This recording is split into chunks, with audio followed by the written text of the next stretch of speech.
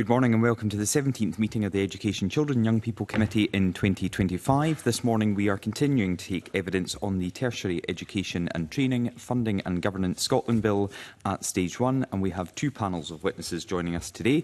Can I welcome the members of the first panel, and that is Sarah Collins, National Officer for Further Education, EIS, Liam Davenport, Industrial Officer, PCS Union, Nicola Jackson, Unison Steward, Skills Development Scotland, Mary Senior, Scotland Official, UCU Scotland, and John Lewis, Scottish Funding Council Workplace Representative, Unite the Union. Can I welcome you all to the committee? We've got a lot to get through today, but we are very keen to hear your views and opinions. And as I have done with every panel so far in the scrutiny of this bill, I am asking you, what is the problem that this bill seeks to address and hopefully resolve, and does this bill do that in your views and the views of your organisations? Mr Lewis, just because you're in my line of sight, can I start with you? Thank you for that. I think we think the bill is intended to simplify the post-school funding landscape. Sorry, Mr Lewis, just 1 second. When I said it would all be controlled remotely, it doesn't. There we go. We're working now. Okay, That's your mic on. Thank you. So the bill's intended to simplify the post-school funding landscape. From the point of view of Unite's membership, we think that it can potentially do that, and it can probably do that in a number of ways. One of them is it can provide having that all within one body could help, I think, provide a better strategic sort of overview in terms of providing an ability to react to emerging economic need and skills needs within the economy. It can help in terms of being proactive, in terms of anticipating the economic and skills needs that are required in the economy, and also to provide more coherence in terms of having the skill set of both SDS staff and Funding Council staff all within one organisation, so that it will provide a consolidation of expertise, or will purport to provide a consolidation of expertise in relation to that. I think the caveat there is that it's sufficiently resourced in order to do that, and I guess that from the bill as it stands in the financial memorandum, that's not entirely clear that the resource in order to do that will be forthcoming. Okay. Ms Senior.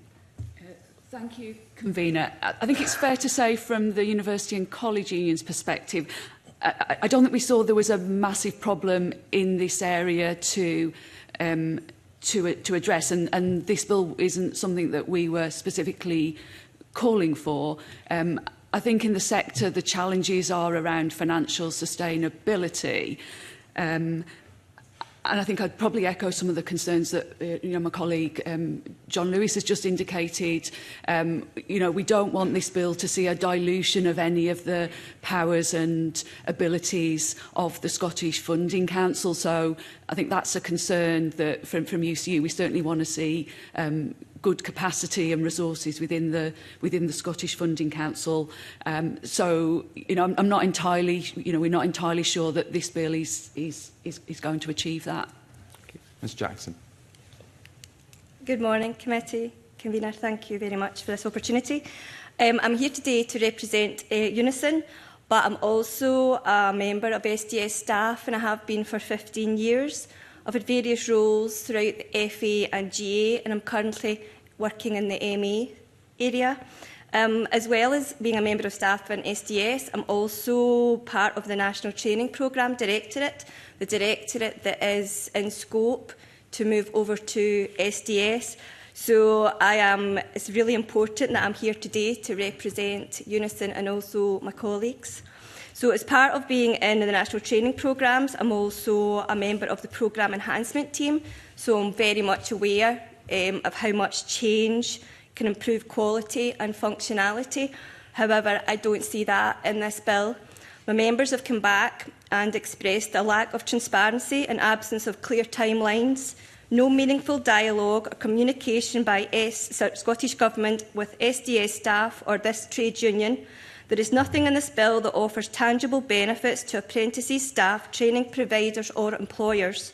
The bill fails to provide clear assurances about the enhancements of future of apprenticeships. And if I could just go back to the staff engagement, the lack of employee voice has been astonishing. Given that 2025 is the year Scotland becomes a fair work nation, it is quite disappointing that this reform bill has progressed so far without the proper engagement with SDS staff and trade unions. Thank you. Thank you. Mr Davenport. Thank you, Convener. To address the question of what is the problem this bill is intended to solve, I went back to the Withers Review and the Audit Scotland report in 2022, which I'm sure will come up at this committee.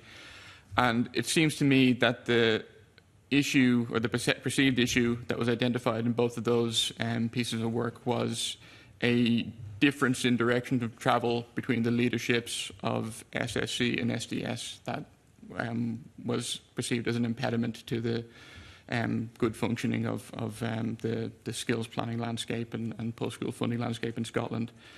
As for what the bill does, I think that's a different thing. What it does, at least from PCS perspective, representing members in SDS and in SAS, is lift and drop staff from one organisation to another, so from SDS into SFC, and to a lesser degree from SFC into SAS.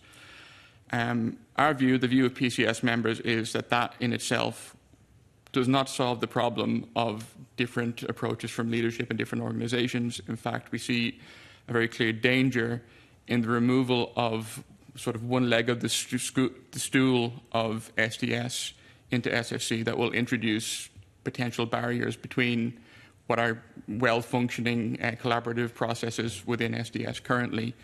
If we remove NTP from SDS and link it up in SFC, yes, as John articulated, there may be some benefits in collaborative working there, but the current collaborative working between NTP and the wider work of SDS is then at risk or imperilled. The functioning of SDS as an organisation is reliant on that interrelationship, and I don't think it will bring benefits to introduce barriers there.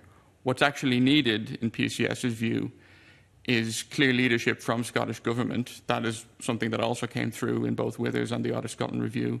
And if we had that clear leadership of ministerial direction from the top over all organisations, then the cost of this transfer, in our view, would not actually be necessary, and we would have a functioning system without the need to go through a costly and distracting process. Thank you. And Ms Collins. EIS were not in favour of creating a single body, and we outlined this in the previous consultation. We believe that the bill leaves many outstanding issues to be resolved in terms of operational matters, strategy and cost, as obviously colleagues have outlined in terms of the workforce. And the issues that we've outlined in our written response, especially around the potential for increased competition amongst the tertiary landscape between fundable bodies, prospective fundable bodies and apprenticeships, and the potential lack for further accountability and powers of scrutiny that the bill actually leaves, are the issues which remain paramount, because I think that there is the potential for dilution from Scottish Funding Council without the massively increased resources that would be needed to actually achieve the bill's aims. Okay, thank you. It doesn't sound like a very happy panel we've got in front of us, and I think we'll delve more into this as we go along. But can I just look at how we got to here, and particularly Ms Jackson and Mr Lewis, because it comes through in your submission and what you've just said. The government's engagement with you, given this is a change that is going to affect your members and staff working for these organisations, I don't want to paraphrase you, so I'll just hand over to you, Mr Lewis, but it sounds like you are deeply disappointed with the lack of engagement from the Scottish Government. Yeah, I think it's fair to say that's an understatement. We're very disappointed with the lack of engagement, effective consultation by Scottish Government. I mean, there was a period last year where Scottish Government, we had meetings with the Scottish Government. Unite was kind of invited late to those meetings as a result of a number of administrative issues on the part of the Scottish Government. But we started having those meetings, and then I think the last one we had was the 9th of December. And sort of within those meetings, I think I attended about 2 of those meetings with other Unite Committee members from the Scottish Funding Council and colleagues on the panel here. And we saw agreement from Scottish Government that we would be fully and meaningfully consulted with on behalf of our members and our wider staff base. And that agreement was given. But since the 9th of December, I don't believe we've even had an email or a letter or any communication, let alone meetings with Scottish Government. And obviously, subsequent to that, the bill has been implemented. We're in the first stage of the stage 1 of the bill, and that consultation still hasn't been. The consultation still hasn't occurred.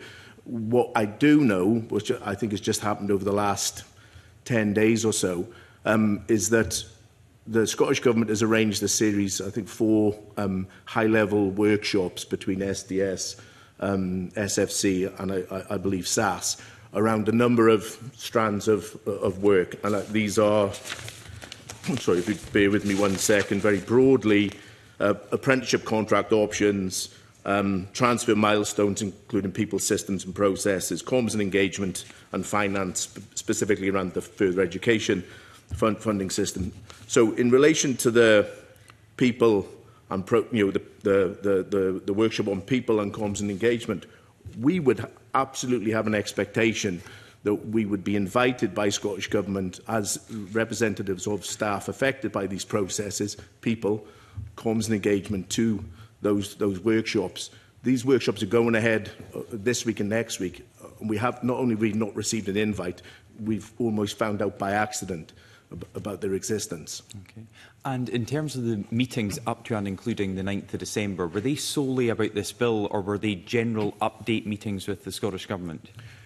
I think there were general, some of my colleagues on the panel may be able to help me out with this, but I think there were general meetings about the direction of travel, what the intention of a forthcoming bill would be, and I think we had quite frank. You were aware at those meetings that it was about this legislation, yes. And despite that, being very specific about what we are now scrutinising as a committee, you have had no engagement with the government on this bill since the 9th of December. No, and I would say we specifically, very, very deliberately sought assurances that we would be fully and meaningfully consulted with, and those assurances, I believe, were given, and yet nothing has happened since then. And from your submission, I take it from that you feel that this has led to deficiencies within the bill and the financial memorandum. You state that Unite is not convinced that the bill's financial memorandum fully recognises or even understands the costs that might be associated with its successful implementation. That's quite a damning indictment of the government's process they've gone through, if you don't think they even understand the financial implications of this bill. Well, we haven't seen the figures on which they're basing, right? The joint unions, I don't believe, have seen the figures on which they're basing their financial considerations. So we've not been consulted on them. And, as trade unions, representative of, colleagues across our respective organisations, we have a really good understanding on the ground of what people do and the implications of what they do for, a bill such as this, including the costs. We don't have any clarity really about the figures that are presented in terms of that bill. So we meet as joint unions quite regularly, probably about every 3 weeks or so, and that's kind of stepped up. Probably, I would say, the most substantive engagement between the organisations in relation between SDS and the Funding Council in relation to the bill. In those discussions that we've had, we've raised concerns, I guess, about some of the numbers that have been mooted for transfer. So I think the financial memorandum refers to a potential SDS to Funding Council staff transfer of about 160 people in terms of full-time equivalent. But obviously I can't speak on behalf of my colleagues who represent members in SDS, but what we understand is a lot of people on different alternative contracts there, so the actual head count is much more substantive, and it's head count which will count and be meaningful in terms of two-pay arrangements and a whole manner of other transfer-related issues. So yeah. Ms Jackson, can you respond to that headcount point first of all? And then, in terms of, are you aware of the numbers specifically that would be affected by this. What is that doing to staff morale? Are some happy with this change? Are some deeply concerned about it? And I wrote down your point, this bill has been brought forward without any proper discussion with your staff and members who are staff at SDS. Why would that be the case? Why would you not want to engage with the staff who are going to be directly affected by this? We had engagement with the Minister, on my members did, the staff did, on a couple of occasions. They met at a sort of round table. There was only a few members of staff there, but I think it was more for the Minister just to discuss proposals. And then in July 2024, there was a team meeting set up with the NTP Directorate. It was a bit last minute. It was in July, so some of my members and some of the NTP staff would have been on holiday. The meeting took about an hour, although slightly less. There was some technical issues. The Minister spoke about some of the questions that we had gathered in a separate area on a website. However, it was a bit disappointing because a lot of the details and a lot of the questions were answered with more detail to come. That was the answer. And we thought there would have been more detail to come.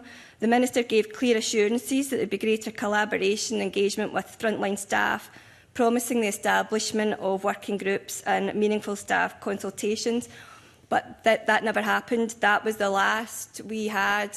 My members had engagement with the Minister. In fact, when we left the meeting, they felt a bit deflated, and some of the perception was that it was a done deal. And what was the point? And given that there hasn't been any further consultation, we're the right. The morale is very low at the moment because they're sitting in a sort of position where they don't know who's in scope, who's out of scope, what they're going to be doing, what's going to happen with the apprenticeship delivery that they've worked so hard over many years to get where we are in a successful position. So, yeah, morale is very low, and as I say, I'm a Unison member, I'm a steward here today, but I'm also a member of staff in NTP, so this affects me directly, and it is very worrying. And for these big changes to happen, it wouldn't be so bad if you knew what was happening and you were being consulted on and people were asking you your opinion. We are the workers, we're the skilled workers in this area, and it feels as if that there hasn't been any consultation or anybody asking what would work for us. Okay, thank you. And just for clarity in my own mind, you're saying that since last July, I'll come to you, Mr Davenport, since last July, almost a year on while this bill has been developed, there has been no further engagement by the Minister or his officials on the development of this bill and how it will affect SDS staff? No. Okay, thank you. Mr Davenport. Thank you. I am relatively new to working with SDS. I took them on for bargaining in January, and I've spent some time since then trying to get a grip with the timeline of what's happened when, and I thought it might be helpful to address some of that. So the earliest engagement meeting with the trade unions that I was able to identify was in August 2023, when the Minister met with the joint trade unions about Withers' review and the recommendations in it. And at that point, the discussion was around developing a critical path for reform and the need for worker engagement, and a timeline at that point was to be developed and shared with the trade unions. Subsequent to that, there do seem to have been some meetings set up, as Nicola articulated, with staff in SDS, but not specifically with the trade unions. And of course, at these meetings with a Minister of Government, workers are understandably reluctant to speak their minds, shall we say. They don't know how their views will be received. So it seems that in the majority of these meetings, it was more telling than engagement. It was a minister coming along, speaking about the government's plans, and the workers largely sat silently and then went back to their desks. This shows the need to engage with the actual recognised trade unions, I would say, because workers who are in trade unions know that they have that degree of protection from the trade union if they are saying things that that management or indeed the government might not necessarily like or agree with. You get a more genuine level of engagement that way and more clarity about where things need to be improved. The next engagement with trade unions that I was able to identify going through the timeline wasn't until August 2024, a year later, where there was a very similar conversation, it seems, about the three reform options that were set out. the merging all organisations option, the business as usual option, and the option 2, sort of midway between the two, that was eventually settled on. At the time, the trade unions raised questions about the timescale, the scope of the options, TUPE costs involved. The Scottish Government committed to looking into the detail of that and coming back, and at the time they also committed to proper consultation, and in particular to setting up technical working groups with workers in the affected areas to ensure worker voice, and this was really important. I think one thing the committee should understand is that Skills Development Scotland, and I assume the Funding Council, is a champion of fair work in Scotland. Part of their remit is to promote fair work to the organisations they work with and ensure that fair work principles are being promoted when apprenticeships are being delivered, whenever anyone is receiving funding. And as a negotiator, although we don't always agree, I would say that SDS as an organisation are pretty good about engaging with the workforce and sort of practising what they preach in that regard. The workers in SDS are used to actually being engaged properly and having their voices heard in issues where management are making changes, which is why it feels so egregious that the Scottish Government has not behaved in the way that they expect going through this particular reform. We have meetings for telling rather than just proper engagement. We have promises being made to the trade unions that are then reneged upon.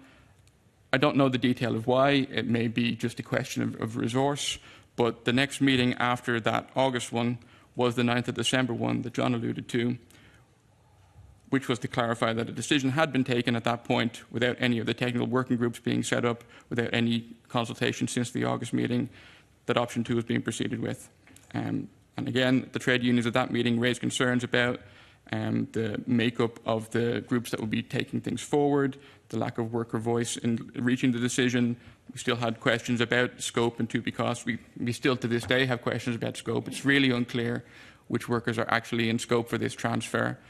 John alluded to the FTE problem, which we think would mean that although the financial memo estimates between 150 and 175, the real minimum is probably over 200. But that is just the headcount directly involved in apprenticeship provision. And of course, there are people that are indirectly involved in apprenticeship delivery that are potentially in scope as well. There are people involved in skills planning work who don't know what is going to happen with their jobs because no announcement has yet been made about what's happening with the future of skills planning. So there is a potential group of somewhere between 200 and 600 staff who don't know whether they're in scope or not, and that's really concerning. It's really bad for morale, and it could have been avoided if engagement had been better on the way to where we are now. One thing I will say is that the trade unions were informed of a decision being made on this and this legislation going forward in January, 2 days ahead of the ministerial announcement. But as John alluded to, there has been a bit of administrative kerfuffle on the Unite side, and actually the invitation to Unite for that meeting went to the wrong individual, despite that having been clarified to Scottish Government, I understand, a year before, and they continue to use the wrong contact details. So these are the kind of things that have gotten in the way of proper consultation since August 2023 and led to where we are now. Okay, thank you very much. Partly my fault because I've asked open questions, but we've taken 23 minutes just to get through some of the issues I'd like. So it's really useful to get this on the record, but I do want everyone to get their say. So if we can have short questions, short answers, that will help us get through this session. And I'll go to Pam Duncan-Clancy. Thank you, Convener. I had wanted to explore some of the engagement, which I think we've done, so that's helpful. I suppose the only question I have then outstanding is that, Liam, in your evidence, you said there's an impending organisational vacuum with large-scale changes taking place without the planning or resources necessary to manage them safely or fairly. Can you tell us what you mean by that organisational vacuum?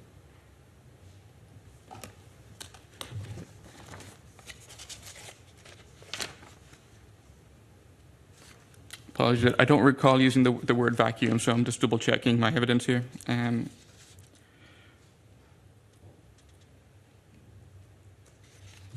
What I might do on that one is go to Jackie Dunbar, who's got some questions, and if we come back to you, Mr Davenport, after that. Jackie Dunbar. Thank you. And Mr Davenport, you kind of answered my first question during your opening speech, so unless you've got something to add, I'll give you a bio on this one. So I'm going to come to Ms Jackson first and then Mr Lewis. As a result of the changes that are being made in the bill, it looks like the transfer of staff from SDS will see the number of staff at SFC double. So can I ask what your opinion is on those proposals and what you think is going to be needed to make the transition successful? Ms Jackson, if I can come to you first. I don't think it's as straightforward as just transferring the staff that have been recognised in the bill. I see SDS as like a dynamic game of Jenga. It's like there is so many functions and people in various teams that make up the apprenticeship delivery. It's been the skills planning team, procurement, compliance.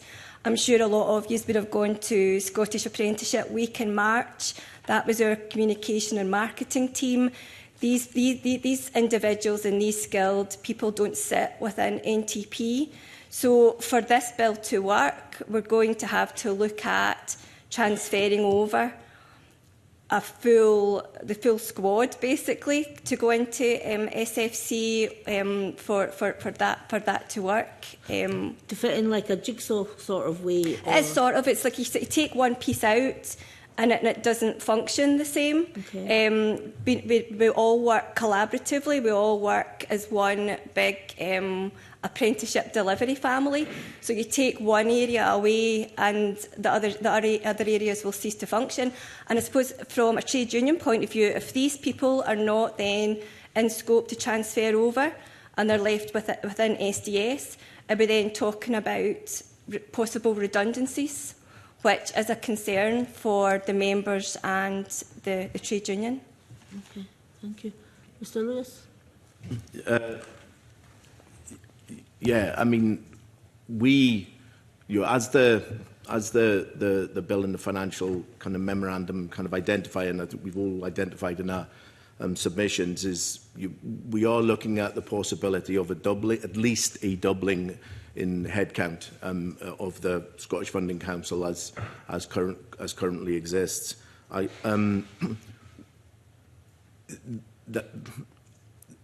There are, I suppose, a range of significant issues in relation to that. One is about having accommodation, having leadership that have the experience of undertaking significant organisational change, and you'll be aware that our chief executive, who's relatively new, Francesca, has experience of leading significant transformational organisational change, including mergers in the public sector. But there are a whole range of issues that fall out of that. One of the issues is because in addition to Scottish Government not consulting with the trade unions, I mean, I think our position in Unite is that Scottish Government should have been more proactive in ensuring that the strategic leadership between SDS and the Funding Council were more actively engaged over the last 6 months, and that hasn't really taken place, as I think was alluded to in the session before last. And that's a significant concern, because if that isn't happening at the strategic level, apart from maybe these workshops I referred to in my earlier response, then at an operational level, we're not really able to engage. And like Nicola, I'm an employee of the Funding Council as well as an elected representative, and obviously I'm here to represent the latter part. But certainly among the membership, there are concerns, quite understandably, about how about the landing zone. Really, there's this parliamentary timetable is rapidly accelerating right towards a. But if I can just stop you, because you're telling me what do you think is going to be needed to make sure that the transition is successful? You know, here's your chance to say what you think is going to be needed moving forward to make the transition successful. Okay, it's going to need impetus from the Scottish Government to drive it forward. It's going to need strategic leadership between both organisations to engage, and to give effectively permission then for the operational staff to be able to engage, to look at how this works on a day-to-day basis. It's going to require resource, because there are inferences in the financial memorandum that this will be done within existing resources, which might include the transfer of a budget from the SDS to the Funding Council. I mean, our position in Unite is that we think that would be impossible to be able to deliver the budget in relation to that. It would require substantive more resource, including not just in relation to two-pay transfers and pension deficits that might need to be plugged, but in terms of staff training and development within SFC and within SDS in terms of that transfer, and then the restructuring that would occur in the aftermath and as a result of that. Okay, thank you. Mr Davenport, have you got anything extra you'd like to add? No, in general terms, I think I agree with John. Scottish Government leadership is really vital to this. Okay, thank you. I'll go on to my next question then. I'm sorry, I know. Very briefly, Ms Collins, you were saying about the lack of, just because it's on this topic, Jackie Dunbar, the lack of ministerial direction. Is that something that has progressively got worse? Or why did you choose to mention that just when others are speaking about this direction from ministers? I think that our issue in terms of ministerial direction is more around the balancing act between the national priorities, economic priorities, and the skills that are required to deliver that. So if there's gaps in the labour market, for example, in the care sector, where is the ministerial direction then to fill that gap? And that's a balance between filling those gaps with academic freedom, student choice, etc. So I suppose it's in that aspect rather than that could absolve some of the need for this bill, if there was more of that?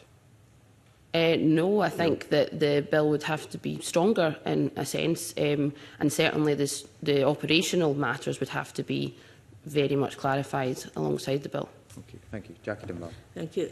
My next question, I was going to come to you, Ms Collins, and then Ms Senior, and it's regarding the college student support. I would be interested to hear what you think of the Scottish Government's intention to move the further education student support from the SFC to SAS, and are you assured that the current model of delivery will be retained, and if not, what do you think the issues would be? We don't know is the answer, because we haven't had any engagement around this. What we have outlined in the written submission is that at the moment, currently, there are whole teams of staff actually represented by my colleagues in support staff unions within colleges who deal directly with student funding, are able to very clearly signpost students to various different bursaries, grants, awards, etc. EMAs, housing costs, that's all dealt with within the college. It means that the demographic of the people who attend college have a direct link then that they can go and speak to. We're concerned that that would be lost if there's a transfer to SAS. SAS are already lacking in resources in terms of crisis points during the year for students in higher education, and without massive resourcing to SAS, then it looks as if potentially that further education students could be lost within that milieu as well. So we don't know is the answer, but there's been no clarity around how that direct kind of link and signposting would continue for further education students. So you're not assured at all then? No. Okay, thank you. Ms Senior? UCU represents workers in the higher education sector, so we've confined most of our comments to aspects of the bill that impact upon higher education, like university education. So I would just defer to my colleagues on that point. That's me finished then. Thank you, Convener. Thank you. Mr Davenport, did you find a vacuum or not? I think that might have been a reference to last year's submissions, which were written by a previous industrial officer, so apologies for that. However, if you repeat your question, I'll do my best to answer it. Pam Duncan-Glancy, Thank you, Convener, and thank you, Mr Davenport, for throwing me that line, that help there. I actually think I may have paraphrased part of your submission as well, so it could be one of those two things. But the bit that I was interested in unpicking is when you say integration has been key to success and breaking up SDS is a threat to it. I think you alluded to that earlier. You said if the goal was greater efficiency, it must be understood that breaking off part of SDS while potentially streamlining one element of funding will introduce greater inefficiencies elsewhere. So it was that sort of, I suppose I called it vacuum, that I wanted just to unpick. Right. Okay. That was me. Thank you. Yes. So as I mentioned in my opening statement, SDS works well as an integrated set of areas, I suppose. National training programs, where Nicola works, is sort of the key of it, right? In dealing with NTP, which is not just distributing funds, it's working closely with training providers and employers and learners about their experience and gathering data. That all feeds into the wider work of SDS. The largest cohort of SDS staff are the careers advisors who are based in schools and who have access to all that data and information from employers and training providers and learners and can guide young people into apprenticeships that will suit them and that will suit the needs of the economy of Scotland. The skills planning work that SDS does also relies on that data in order to develop future plans for skills in Scotland with the direction of the economy. Members have repeatedly cited to me that engineering is clearly the area where we need to do better. We need to be able to compete with the rest of Europe, have the engineering skills so that we can get the manufacturing and other jobs in Scotland that we want. If we remove national training programme from SDS, that introduces barriers to that data sharing and that information. You no longer have the quick and efficient flow between SDS from NTP into the other areas that really need that information from them. Now, there may be data sharing with SSC where that benefits, but you're fixing one barrier by introducing two or more other ones. I don't think that is efficiency in the overall system. What we need is for actually all public bodies under the government, not even just these two or three, but all of them, to have efficient information sharing and work together and work to the overall direction that is set by ministers and the government ultimately. We don't see that certainly in the past few years. There has been an issue with areas not getting the leadership that they would perhaps want and kind of going their own way in certain departments. And transferring staff from one area to another doesn't actually fix that problem. In fact, you can have the same problem within an organisation, frankly. I've definitely encountered that in my career. Different departments in one single public sector body pulling in different directions and not using, not getting the best outcomes in the end as a result. The problem that needs to be solved here is one of overall leadership from the top of all of these organisations. And if you solve that problem, which particular employer people sit in becomes sort of irrelevant because they all have the same direction at the end of the day.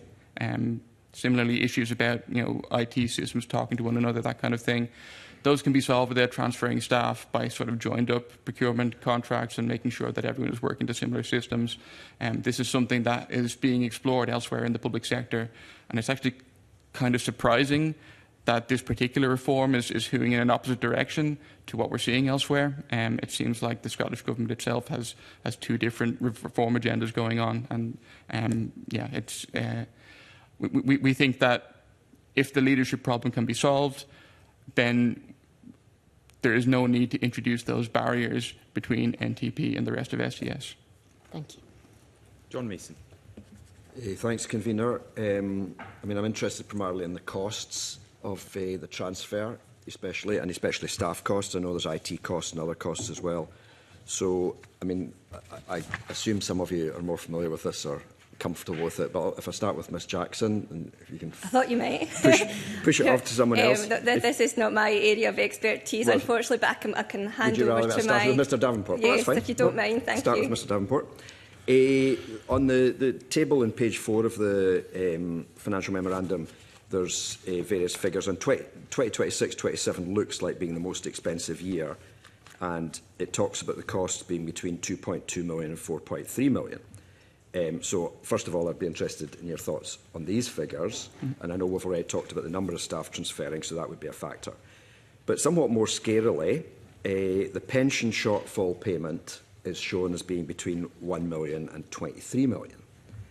And in the financial memorandum, it doesn't even pretend that that's an estimate, which is what it's meant to be doing. They're meant to be giving us an estimate, but they're only giving us an illustration, as they call it. So can you give me your view on that, and maybe then I'll ask you something else.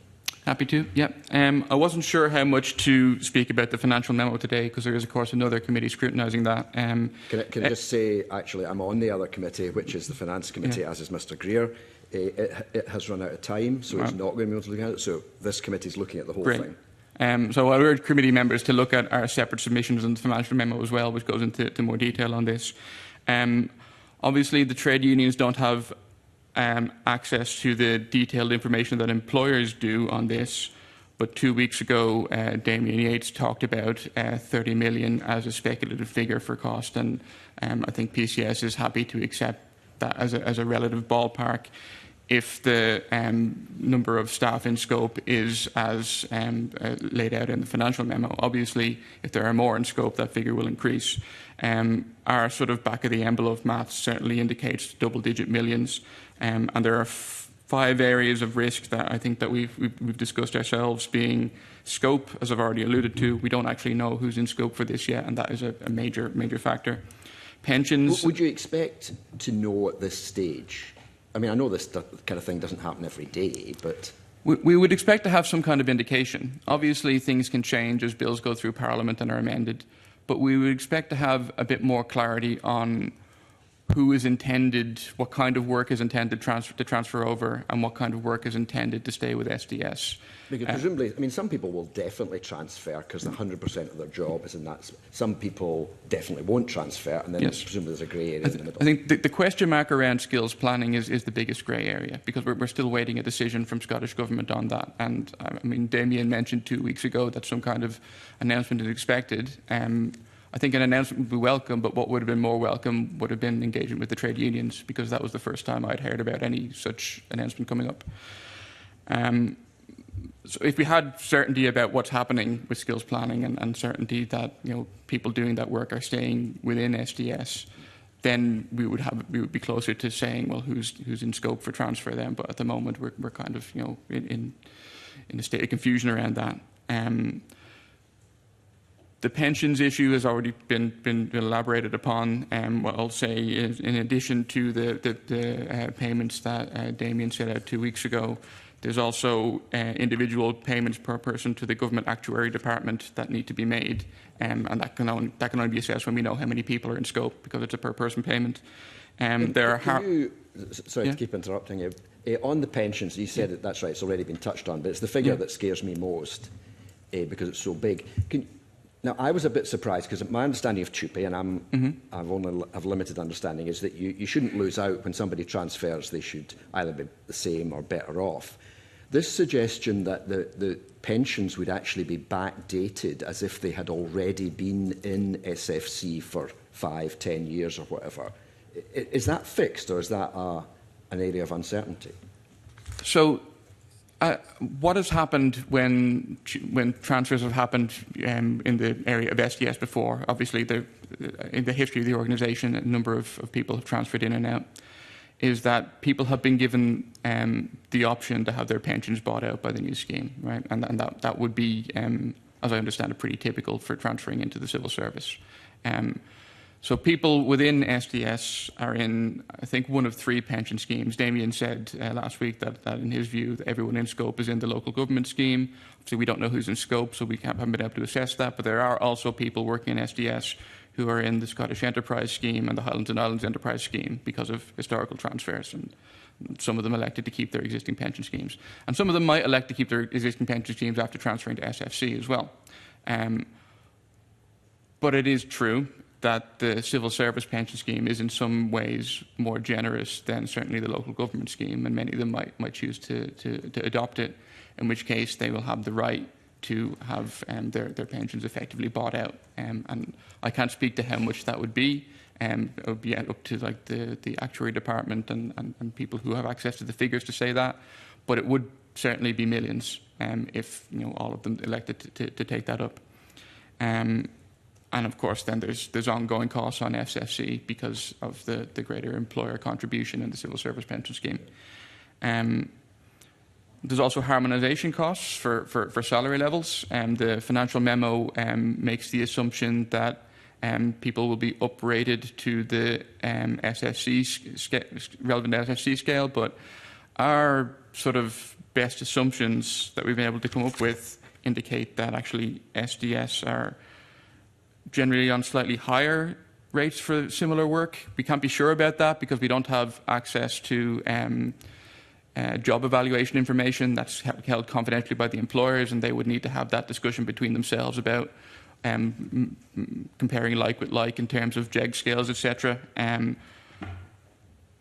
But we've done 4 different sort of mapping exercises to see where it might fit, and in 3 out of the 4, SDS comes out at slightly higher for similar work, and the 4th one is just an exercise in mapping SDS to the next highest pay point in SFC, regardless of the work. So it's kind of suspect in that regard.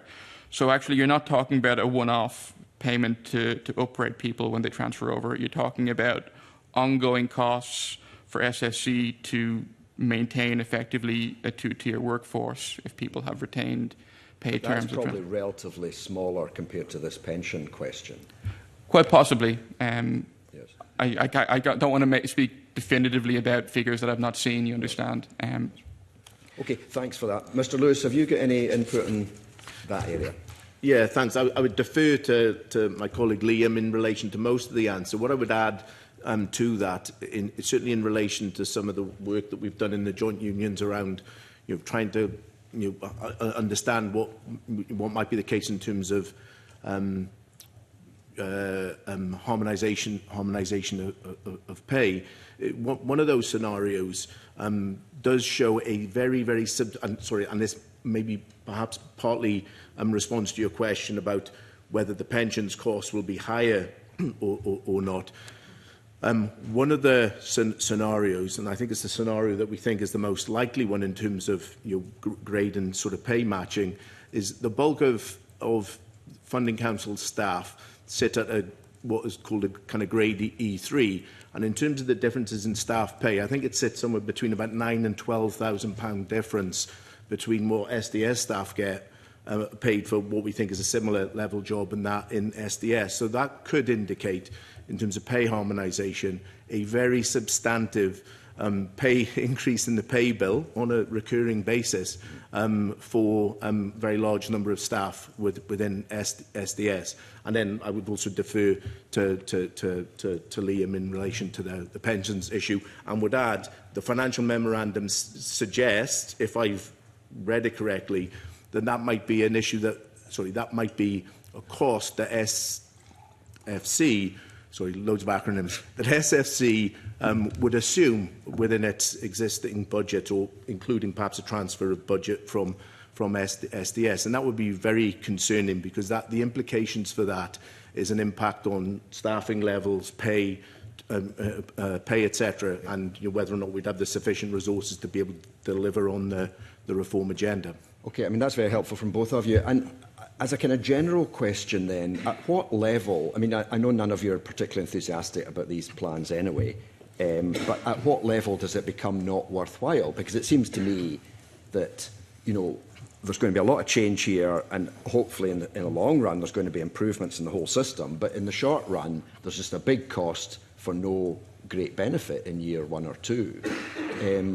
If it was 30 million, as has been suggested, if that's the one-off cost, is that prohibitive? Is it, based on the cost itself, is it worth going ahead? I mean, I think you've kind of laid out our position there, that this is a lot of cost, and that money could be put to better use. We're also quite concerned about, as John has laid out, the long-term financial position of SFC. We don't want workers in either organisation to find themselves in a redundancy situation because this is underfunded, and we think that there's a real risk at the moment that it will be. There is a concerning line in the financial memo about capping the cost of the pension shortfall.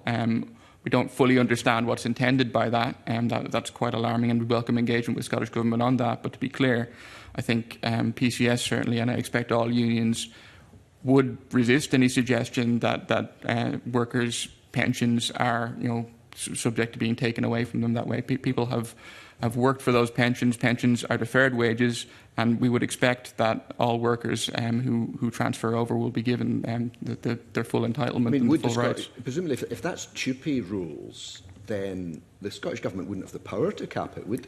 Well, quite. This is why we welcome engagement.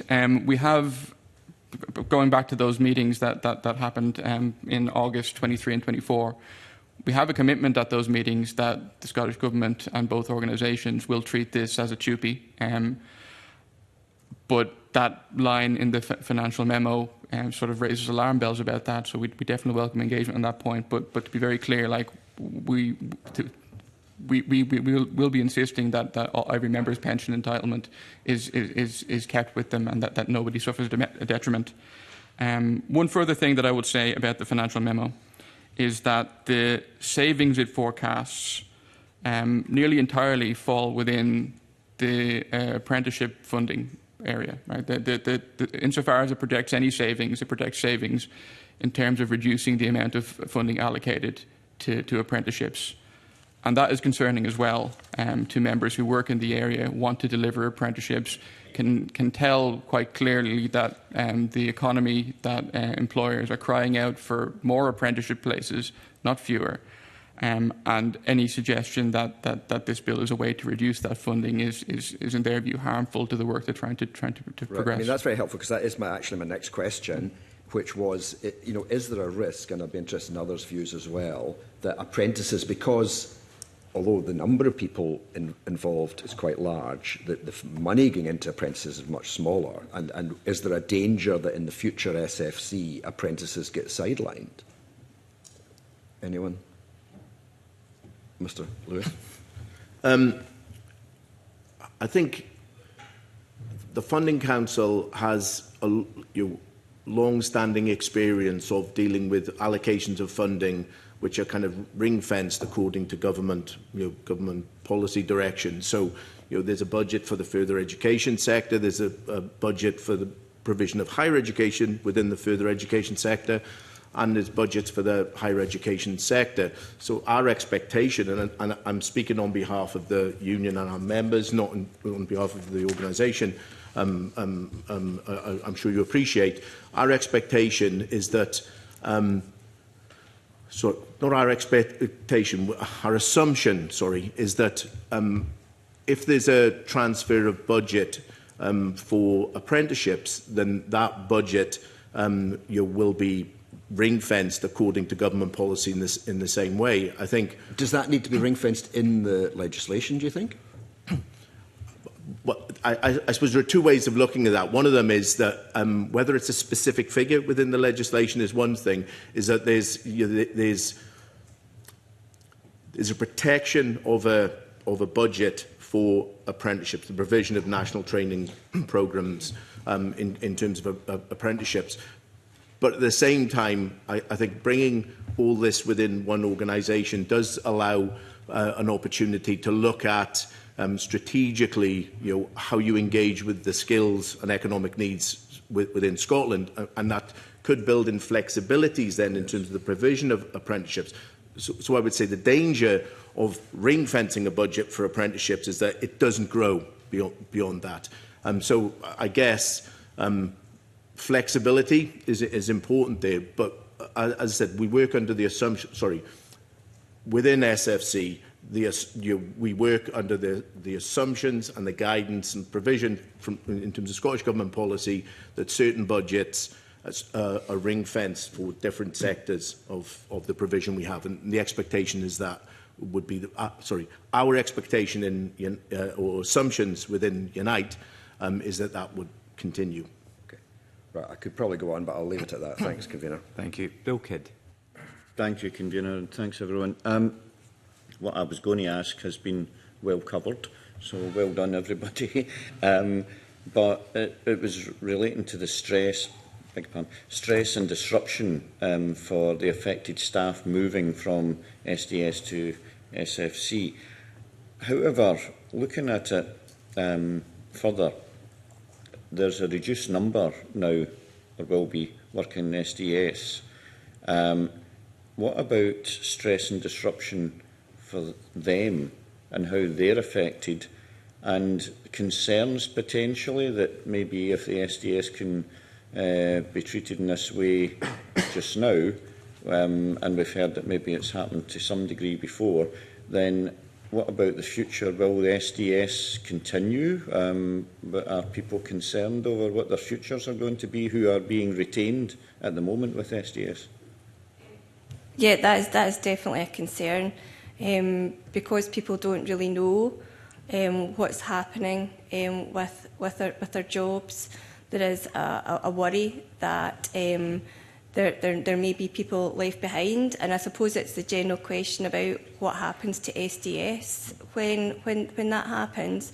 There's also some worry along some of my members who drew my attention to a job application that was on the SFC website, which directly was a strategic director's role or assistant director's role that was around reform. My members are concerned that there was no engagement between SDS and SFC around jobs, and they wonder whether this is really just going to be the tip of the iceberg, because if these jobs that are being set up on the SFC website are the jobs that my members are then at a disadvantage and should be able to apply for.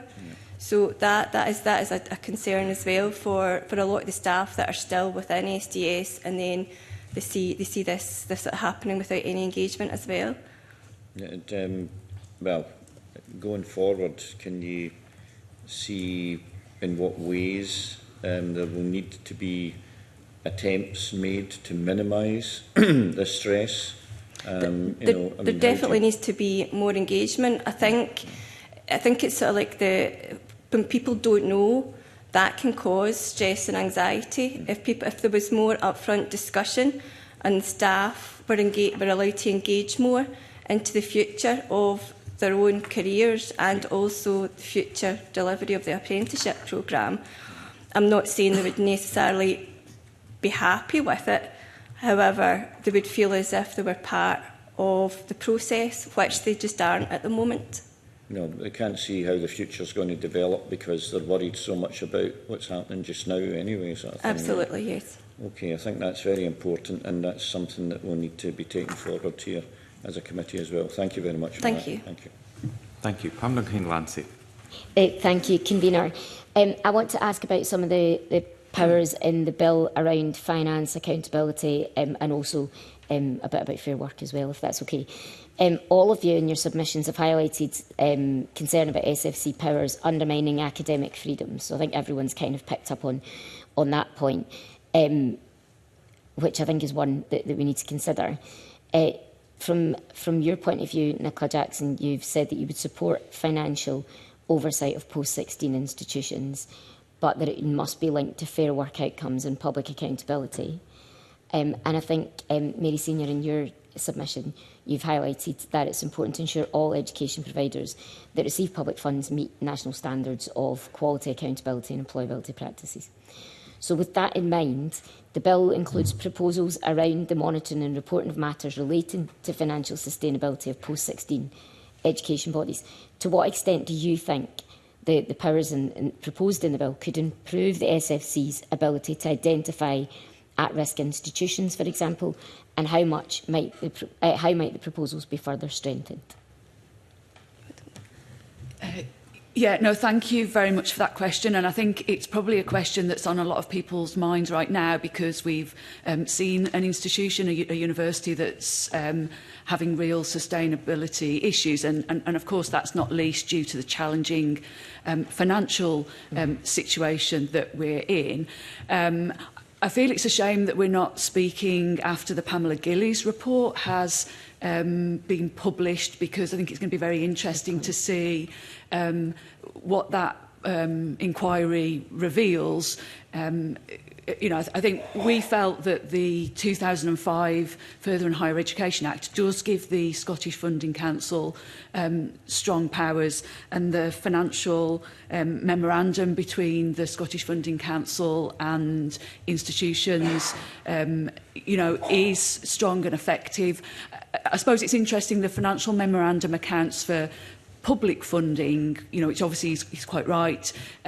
You know, as you know, I suppose the levels of public funding have been declining, and institutions look to other funds to cross-subsidise the delivery of higher education in universities. So, yeah, I think, you know, the financial memorandum relies on institutions flagging up when there are any sustainability issues, and it appears that that didn't happen in the situation in relation to the University of Dundee. So I suppose there are questions there. Does more need to be done in terms of getting that assurance? But as I say, you know, we don't have the outputs of the Pamela Gillies inquiry as yet, which could make other suggestions or could. Yeah, you know, I don't want to speculate what the Gillies inquiry is going to say. I think that's a really good point, actually, that the committee will reflect on, because some of the suggestions, as you say, that comes out of that could be helpful for us to look to see if there's anything we need to do in the legislation on that. Nicola Jackson, do you have a view? I think this is maybe a good time to look at the whole funding landscape. I think at the moment, just isolating apprenticeships, especially when they are being so successful, is possibly the wrong time. I think there are funding issues in all institutions, but to be fair, I don't think SDS and the delivery of apprenticeships has anything near the problems that other institutions may be having. So I think it's maybe just to be looked at maybe across the board. And do you think there are any aspects of the bill that need strengthened to do that? So I think Mary Senior pointed out that we might want to wait till the Pamela Gillies report concludes in terms of responsibilities, but do you have any sense of what could be needed to strengthen that accountability? I think I don't agree necessarily that all the funding should go to the one area. I think there's also risks associated with the money all being in one pot as well. But we all do need additional funding. There is no question about that. And it's just how the funding is distributed. Again, the apprenticeship is such a success story, and it would be such a shame for it to unravel at this point and for so little gain in our members' eyes. And some of the issues that have kind of dominated the last year or so, as well as funding concerns from institutions, there's also been some concerns around governance, around practice, around fair work. Do the panel think there are any changes that could be made in the bill to strengthen organisations providing in the skills delivery landscape, including colleges and universities, to strengthen their role around fair work or accountability around it? Yeah, I was going to come in the last question, but actually to make that point that I think, like UCU have said in their submission, we believe that the Scottish Funding Council do currently have reporting and monitoring functions, which they don't necessarily always effectively utilise at the moment. We would welcome in certain instances a strengthening of that and that role in terms of governance, but it depends who is on the board, for example, and who is undertaking that scrutiny. We understand that there's no option in terms of the way the legislation is currently drafted for a trade union seat on the board, or more than one trade union seat on the board, for example, which seems to be, again, a mismatch in terms of the fair work requirements and the legislation which has been passed to have trade union seats on college boards and in university courts. So we would definitely welcome that, because we think that having that those places secured within the Scottish Funding Council allows for that challenging voice to be made sometimes, or for the practitioner's voice to be heard in terms of the reality on the ground. Because at the moment, the SFC board is often made up of people who are directly funded or have recently been directly funded by the Scottish Funding Council. So I suppose there is a question mark over the robust scrutiny that may or may not happen at that level, and I don't think it's necessarily a difficult thing to say anymore, given where we are with Dundee University. For the EIS, we have Robert Gordon University and UWS also looking at making redundancies, and we've had various different lessons learned about the college sector as well. So obviously there is a governance issue for us that we have highlighted numerous times. What I would say also about the apprenticeships is that I believe, and this is a figure from the Scottish Training Federation, that over 70% of apprenticeships are currently run through independent training providers at the moment, with only around 13% run through colleges and about 9% through universities. I think that there is then a governance gap within the Scottish Funding Council if that continues, because without, again, a massively increased resource for the Scottish Funding Council, I think it's clear that you can see gaps of scrutiny over where the public funds are then being utilised, and if they're being effectively utilised to, for example, fill the skills shortages in terms of the labour market. And again, that comes back to the operational plan that is missing around the legislation of how that would actually be effectively undertaken. Thank you. I think other members will unpick that particular point further as well. Mary Senior, did you want to?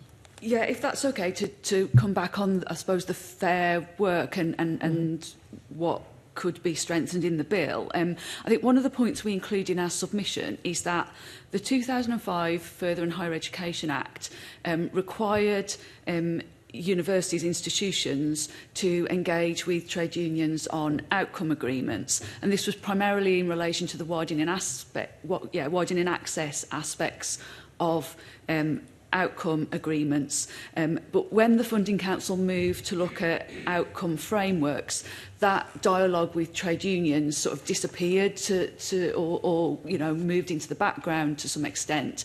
And so I think we have, our experience is institutions don't engage as much with trade unions over their outcome frameworks, and I think that trade union engagement in an institution is helpful for governance and general planning areas. So I think if the bill could be strengthened in that way to require the institutions, the fundable bodies, to engage with trade unions would be helpful. But also on fair work. So it's the Funding Council that's required to encourage compliance with fair work in general, and certainly we know they have an interest, but I think that could be strengthened to improve engagement at the institution level with trade unions on key fair work concepts. At the moment, we feel it's maybe too much of a tick box exercise, and that if universities pay the living wage, which they do, and they recognise a trade union, it's just they've achieved fair work. But fair work is far more than that. It's about more partnership working and full engagement in the running of an institution. So if the bill could be strengthened in those aspects to, I guess, create more levers for the Funding Council to engage on fair work. And also, I mean, the Funding Council does meet with trade unions. The campus unions, I should say, we generally have 2 meetings a year, and we can get additional meetings if there's key issues. But I think putting it in legislation, gives it more gravitas, more gravity to be meaningful. Thank you, much appreciated. Thanks, Convener. Thank you. Miles Briggs.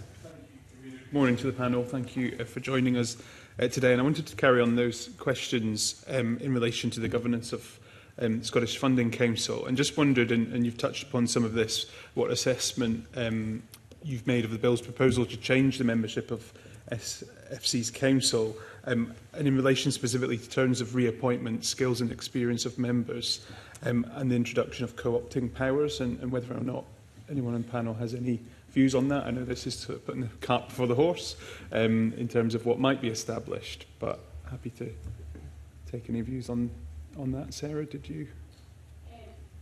Yeah, I suppose I've partly covered it already, but we would certainly welcome the spaces for trade union representatives.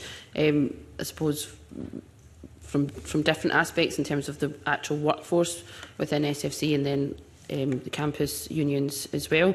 I think that having the trade union reps on the board and being part of that decision-making and scrutiny mechanism does provide for that challenge. We have previously highlighted, and I know UCU have also highlighted, that there have been challenges with the trade union reps on college boards and in university courts, where trade union reps feel targeted in terms of the way in which they are heavily reminded about the code of good governance, etc. We're working on that, and we're working, certainly from an EIS point of view, we're working with Colleges Development Network on that as well. We would like to see that atmosphere or culture change if this proposal goes ahead and if the trade union reps were welcomed within the decision-making structures, because I think that it's in everybody's interests to have good governance over public funds, and the best way to do that is to have your practitioner's voice very clearly respected in the room.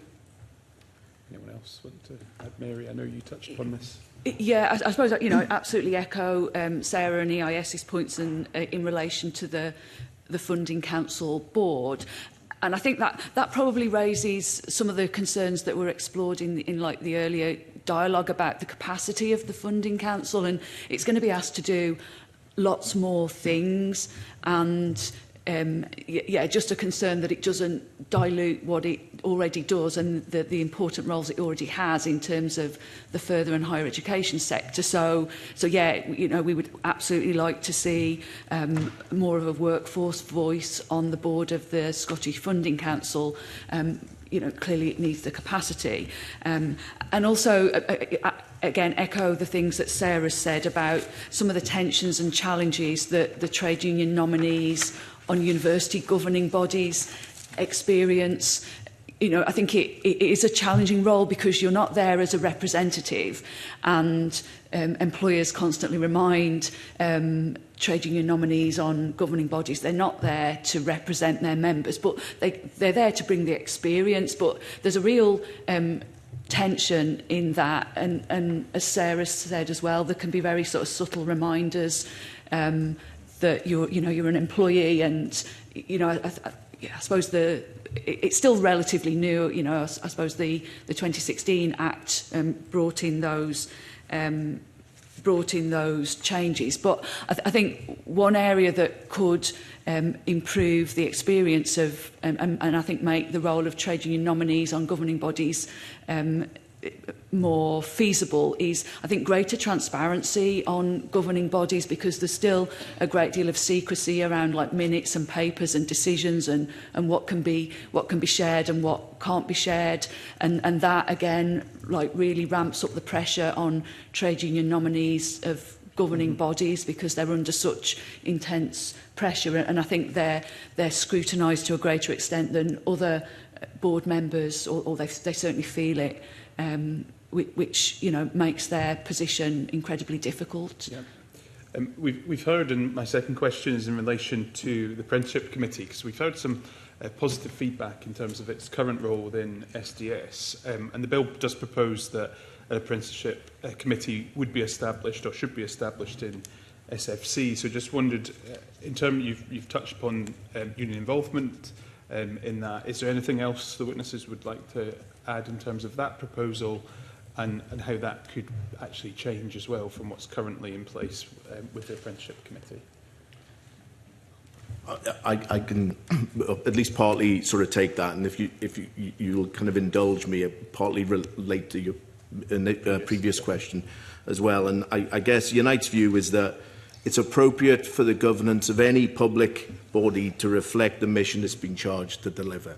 Right. So, in relation to the Apprenticeship Committee, our expectation as a union is that there will be appropriate regard, whatever shape it might take. There'll be appropriate regard to ensure that the SFC's expanded remit to include the funding and provision of apprenticeships is accommodated appropriately within that.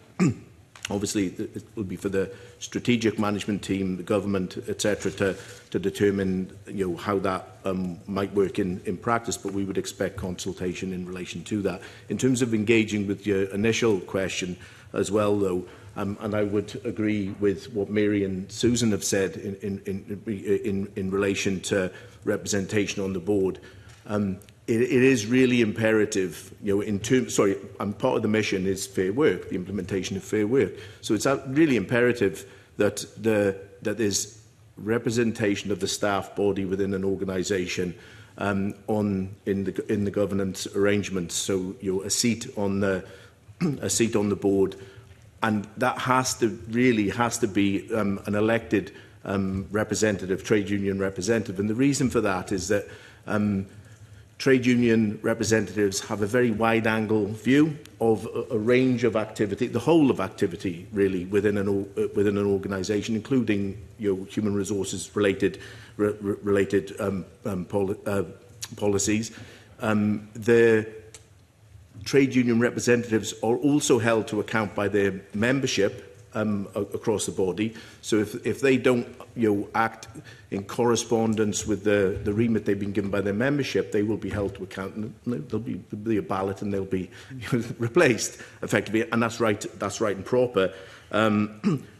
But also to ensure that I think in a number of public bodies there have been in legislation there have been requirements for people to represent the staff interest in a board, and that's a very nebulous sort of concept, because that's an individual. They're only really representing themselves. There's no requirement for them to engage with staff, with trade unions. I speak from experience, not in SFC, but in previous employments. There's no requirement for them to do that. So they are therefore not representing, de facto, not representing staff interests. Yep. Thank you. Nicola. Hi there. I agree about the union representation. I just want to go back and discuss maybe the two, SFC and SDS, coming together. We do recognise that they're both different cultures. We do get on really well. I have worked with numerous people in SFC on various projects. However, I think it needs to be recognised that SDS is very outcome-driven and outcome-focused.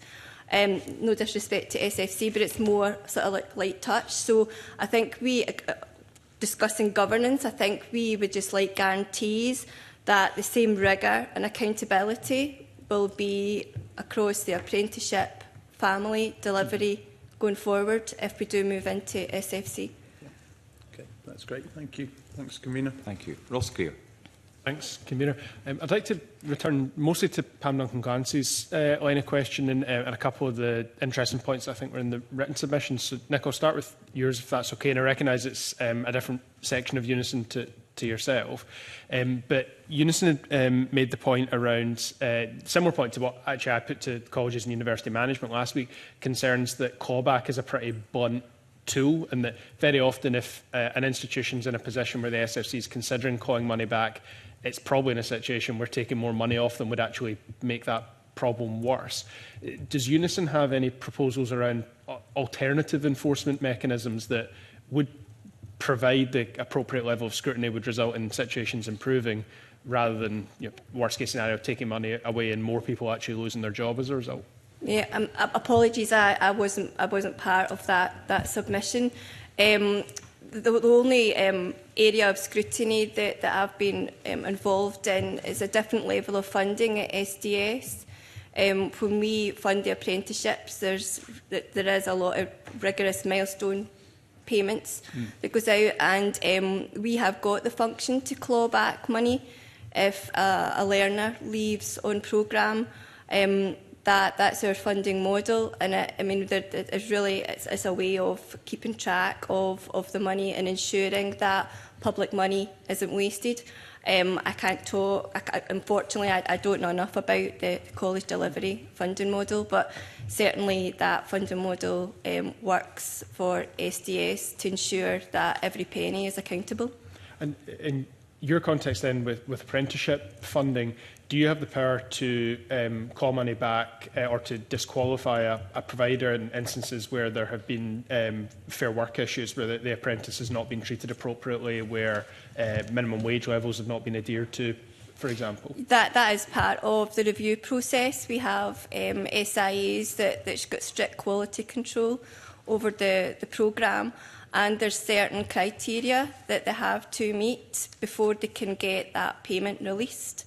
So I think it was discussed at a previous committee that they have got quite a lot of hoops to jump through, but it is recognised that that's the best way to get the best value for the money and the best for the learners on programme. Absolutely. Thank you. And Sarah, you mentioned Fiola's view that the SFC has existing powers and it just doesn't use them.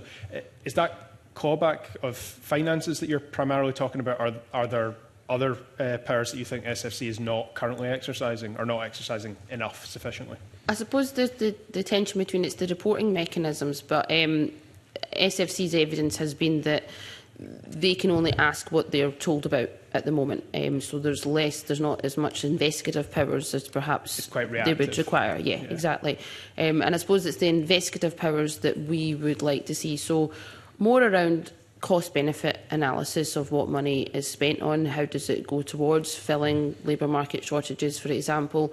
But I suppose there has to be a strategy for dealing with what Nicola termed waste of public money, because that's that balance between the academic freedoms and student choice, as well as the employers' local and regional needs that needs to be filled.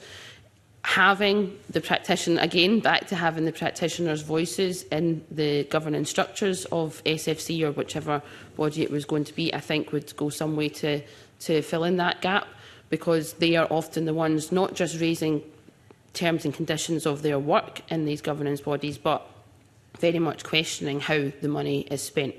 And that would provide that challenge and voice. So I think in terms of your question around is there anything else instead of just clawback mechanisms, it would be that more investigative approach right at the beginning, so that you wouldn't have to get to the position of clawback further down the line.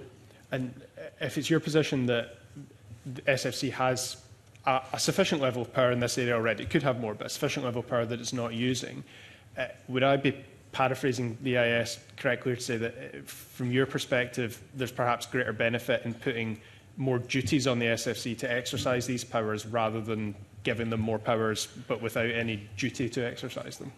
Yes, absolutely. So I think Mary had said that we meet the SFC bilaterally. The last meeting that we had, I believe, was February or March time, and that was put to the SFC. They themselves said at that point that there were a lot of things within the legislation which they weren't too sure about, and that being one of them, that kind of mismatch between the duty or just additional functions. Just having additional functions, again, without the resources or the operational plan there, isn't going to do what needs to be done.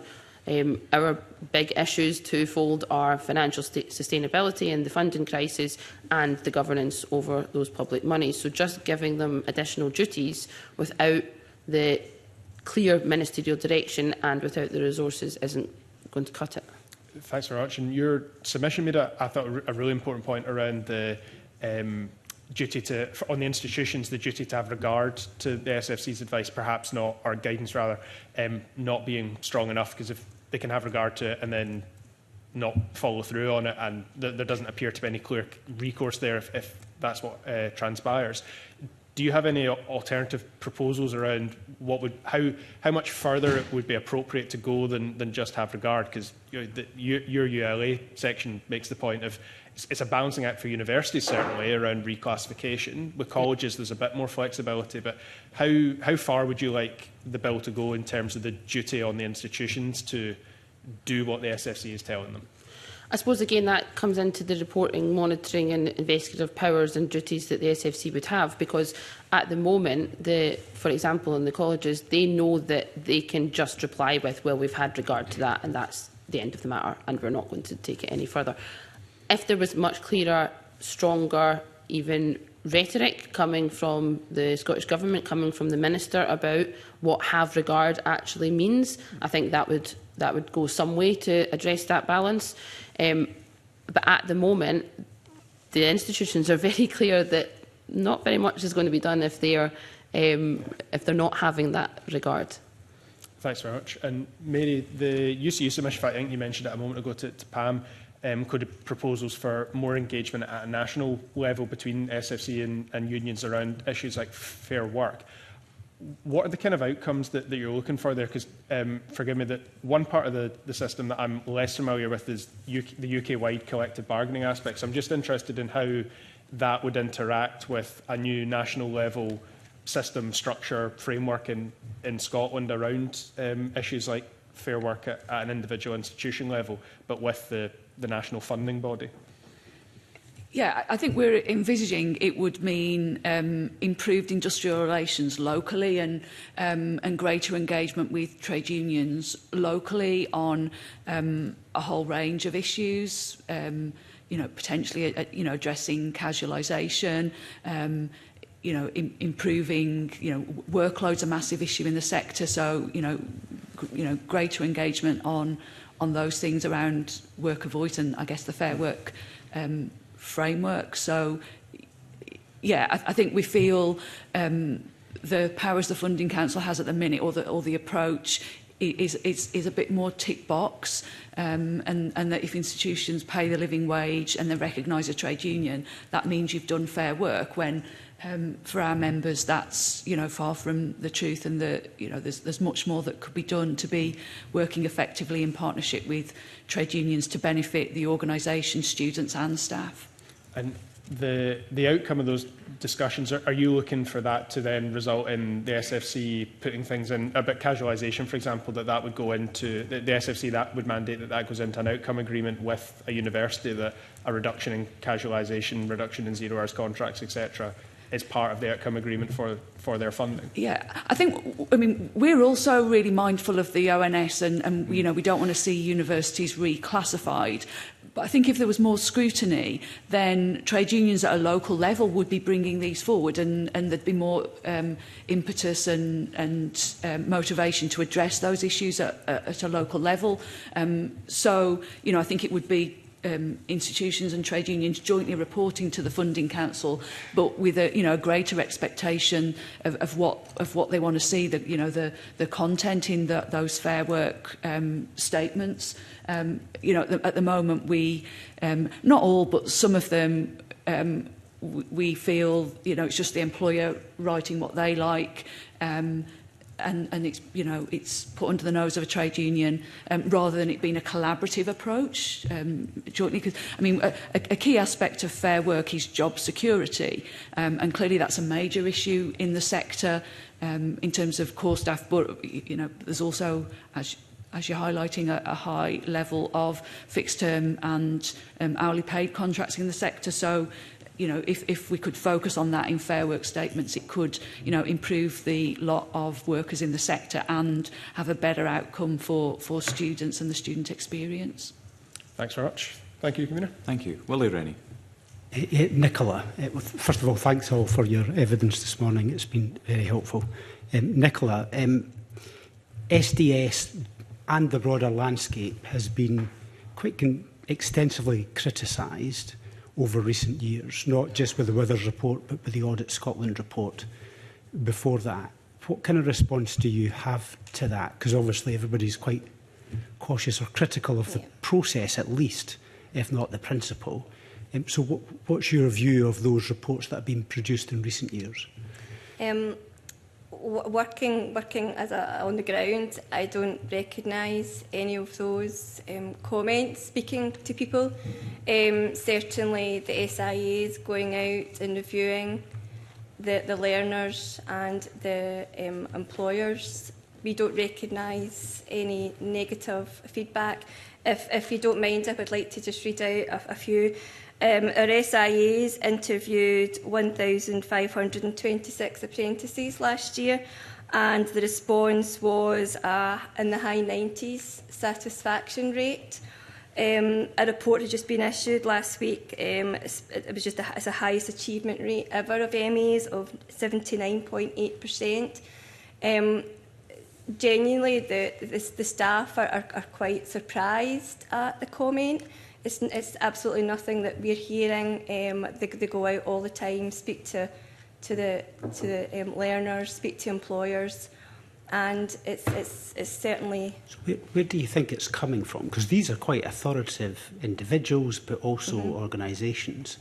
So where do you think it's coming from? Who is it they're criticising? I couldn't comment on the overall workings of the higher bureaucracy that goes into apprentices, but certainly I can only speak from what I see and what I hear back, and it is not recognised in any of our feedback or satisfaction reports. I personally, as I say, I work in the programme enhancement team and have recently delivered 2 safeguarding community of practice events, and we always have feedback, and again, high 90s satisfaction. They're going away, and they said, they've learned so much from these. They're taking a lot of resources back to their places of work. It's just complete opposite from what we're hearing back from our learners and providers. Okay. John, there's a lot going on, as we've discussed this morning, in the higher education and the further education world. An awful lot of real huge challenges that the SFC have got to try and deal with, and there's been some criticism, as we've also discussed this morning, about their inability to spot those things in advance and try and address them adequately. Do you think the SFC is up to this change at this time? It's an interesting and I suppose a difficult question for me, because I'm not representing SFC. I'm representing members within SFC. What I would say is SFC has very dedicated professional staff and very lean staff, as you'll be aware as well, that works very professionally, very diligently. This is no criticism. No. I appreciate that. Within the in accordance with the remit that we've been given, what our expectation would be in terms of expanding the remit of the Funding Council is that, first of all of the expertise, or certainly substantive volume of expertise from SDS staff, would transfer over to the Funding Council to provide that. But it would also really necessitate substantive, appropriate additional investment by the Scottish Government to ensure that the mechanisms, the processes, the procedures, etc., were all put in place to ensure that it worked. I think beyond that, I think it's quite difficult for me to answer the question, not because I don't want to, but it's not really an area, I guess, that I'm across. Does anybody else want to answer? Yeah. Liam. So, obviously, I alluded in my opening to a perception of division in direction and travel between the organisations. And although some have described that as an opinion, it certainly seems to be one that is shared by multiple individuals. Having said that, speaking to PCS members in SDS and SAS, they have been demoralised by this criticism of their work from without, by people, including Withers, who did not engage with them as workers in the way that they would have expected. Workers within SDS said that Withers engaged in sort of a high-level assessment of available data and individual responses by people that were keen to engage without coming in and really speaking to them about what the work involves day to day. PCS members in SAS have said that actually Withers didn't. It's not just Withers, though, is it? It's not just Withers. I will come to Audit Scotland. PCS members and SAS said that they weren't even in scope for Withers at first, and they were kind of added on as an appendage at the end. So there's, that really kind of really a demoralising factor for them that they. So where do you think it's coming from? I think that, number one, watching the evidence 2 weeks ago, it is evident that the leaderships are not always in alignment, right? And that's why sort of leadership from the government steering them in the same direction is necessary. Okay. Number two, listening to other evidence and reading more generally, there's a lot of frustration in the economy that there aren't as many apprenticeship places as employers want there to be, and that training bodies want there to be, and that ultimately comes down to funding. I think everyone within SDS and SFC would prefer to be able to provide a lot more places than they currently can, but they're constrained by the funding that they have and the places that the government are able to fund, which is another reason why we have to question the level of spend that this is going to involve, when that money could be used to deliver more apprenticeship places potentially. I think the Audit Scotland report, obviously going back to 22, has many of the same observations that Withers does about the different direction to travel, the need for leadership, that kind of thing. There is a sort of a narrative there if you read them both together. And that narrative, to me, is one that points to having clear leadership from above, and this idea of staff transfers are sort of secondary to that. The staff transfer has been described as enabling something, but we don't have great clarity on what it's supposed to enable. If we had that leadership in place first, maybe that would be clear, and we'd have a more sort of candid discussion of that direction. But at the moment, it seems to be a transfer for its own sake. And I really want to emphasise the impact that this has all had on the morale of the members working in these organisations, because they're proud of their work. The reason why they work in these sectors is not because of the pay or the benefits or anything like that. It's because they believe in public service. They believe in delivering for Scotland, and they feel currently like their work is being unvalued because decisions are being made without them, decisions being made on a high level, based on reports that they have no input into, and the work that they're currently working on may be discarded in favour of something else. Okay, thank you very much, Liam. That's helpful. Anybody else want to? Yeah, I'll take Sarah first then. Yeah, I suppose what our main concern is that there is a very competitive environment within the tertiary landscape, and that this bill may not reduce that competition between current fundable bodies, prospective fundable bodies. It may put the money on to one pot, which obviously gets distributed in different ways, but it might actually mean that for example, independent training providers are vying even more so with colleges for fundable spaces. Obviously, we have an issue with the real terms reduction in funding for further and higher education institutions, and the idea that education for education's sake has been lost in amongst this conversation around skill shortages, etc. Whilst we'll recognise that there is a need for local employers and regional employers to upskill their workforce, or to upskill the local community, there is also a massive place for that educational priority in Scotland, where it is education for education's sake, and it's not necessarily the employer's prerogative to always mark that out. It's the competition driven by, I suppose, a market environment within the tertiary landscape, which is ultimately the issue, and this bill doesn't address that. That has also led to our governance crisis within the landscape as well, and again, the bill doesn't address that aspect of it. So I suppose coming back to what we would like to see from not just this bill, the bill may or may not go ahead or may not be amended, but what we would like to see going forward is definitely a broader conversation about what educational needs are there in Scotland, not just for skills, not just for the employer, etc., but that allows academic freedoms, that allows student choice, and that puts the needs of the most vulnerable in society to the forefront. For example, we've had massive cuts to additional support needs. We've had cuts to ESOL provision. Those are two statutory functions of colleges which are being massively underfunded across the country. And bringing all of the functions in terms of funding creation and delivery within the SFC may not address those issues. And those are the big issues that we've consistently been raising year on year. Obviously, in terms of further education and higher education, we have had a very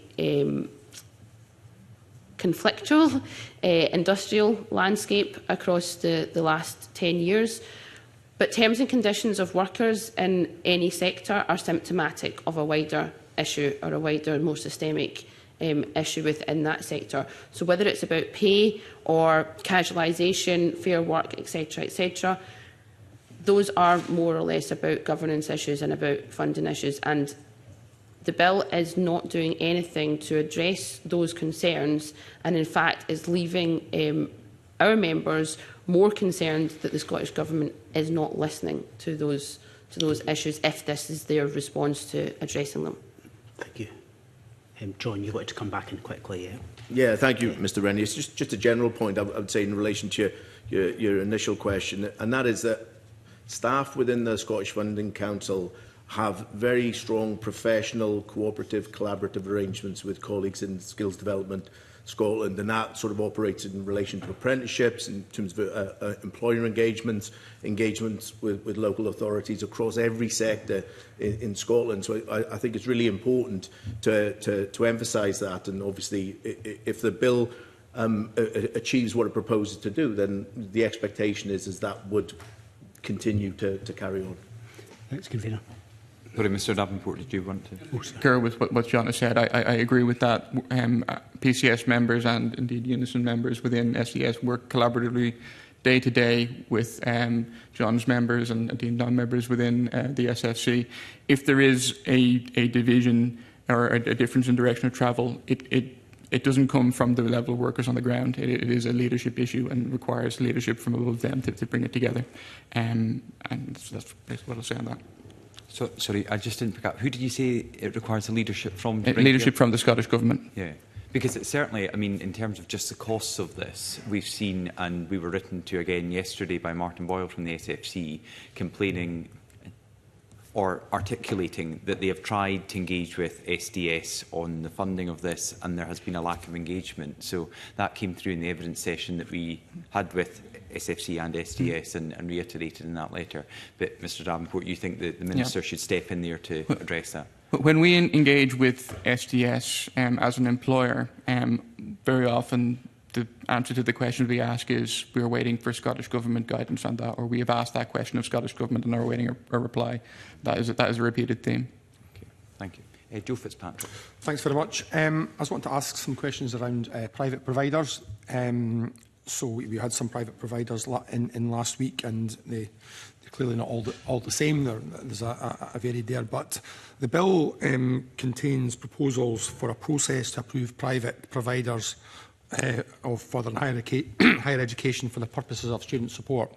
Now, clearly there's a potential there for that to increase private provision, and we've had in our call for views some suggestion that there maybe is a lack of clarity in terms of the checks and balances that would be required in terms of student support for those private providers. So good to hear your thoughts on that, and anything you think that the bill should be changed to make it stronger. Sarah, you've mentioned it a couple of times. I think you were very polite in calling them independent, but well, I don't think it's any secret that we don't support the privatisation of education, if that's the more blunt way of putting it. The bill, the way it's drafted, looks as if, although it's headed up student support and the rationale is there in terms of students receiving their support, the bill, the way it's drafted, though, looks as if there is the potential, as you've said, to increase private provision because they can be marked as fundable bodies. I believe UCU colleagues and one of my colleagues spoke to the Parliamentary Council team, the draftsman of the bill, who provided some assurances that this was only a tidying up exercise of what currently already happens.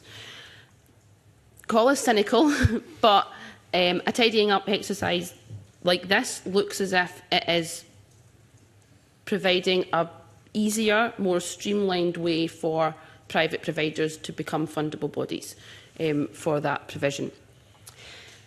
If we take, for example, apprenticeships, and the independent training providers that are on the market at the moment. There are obviously over, I think it's over 130 that the Scottish Training Federation account for, some of which are colleges, some of which are local authorities, etc. But by and large, they'll be the independent training providers. Many of them are providing education in the vocational, inverted commas, landscape, particularly around things like construction and some of the engineering works, etc. Those are the areas which have been targeted for cuts and redundancies in many colleges across Scotland.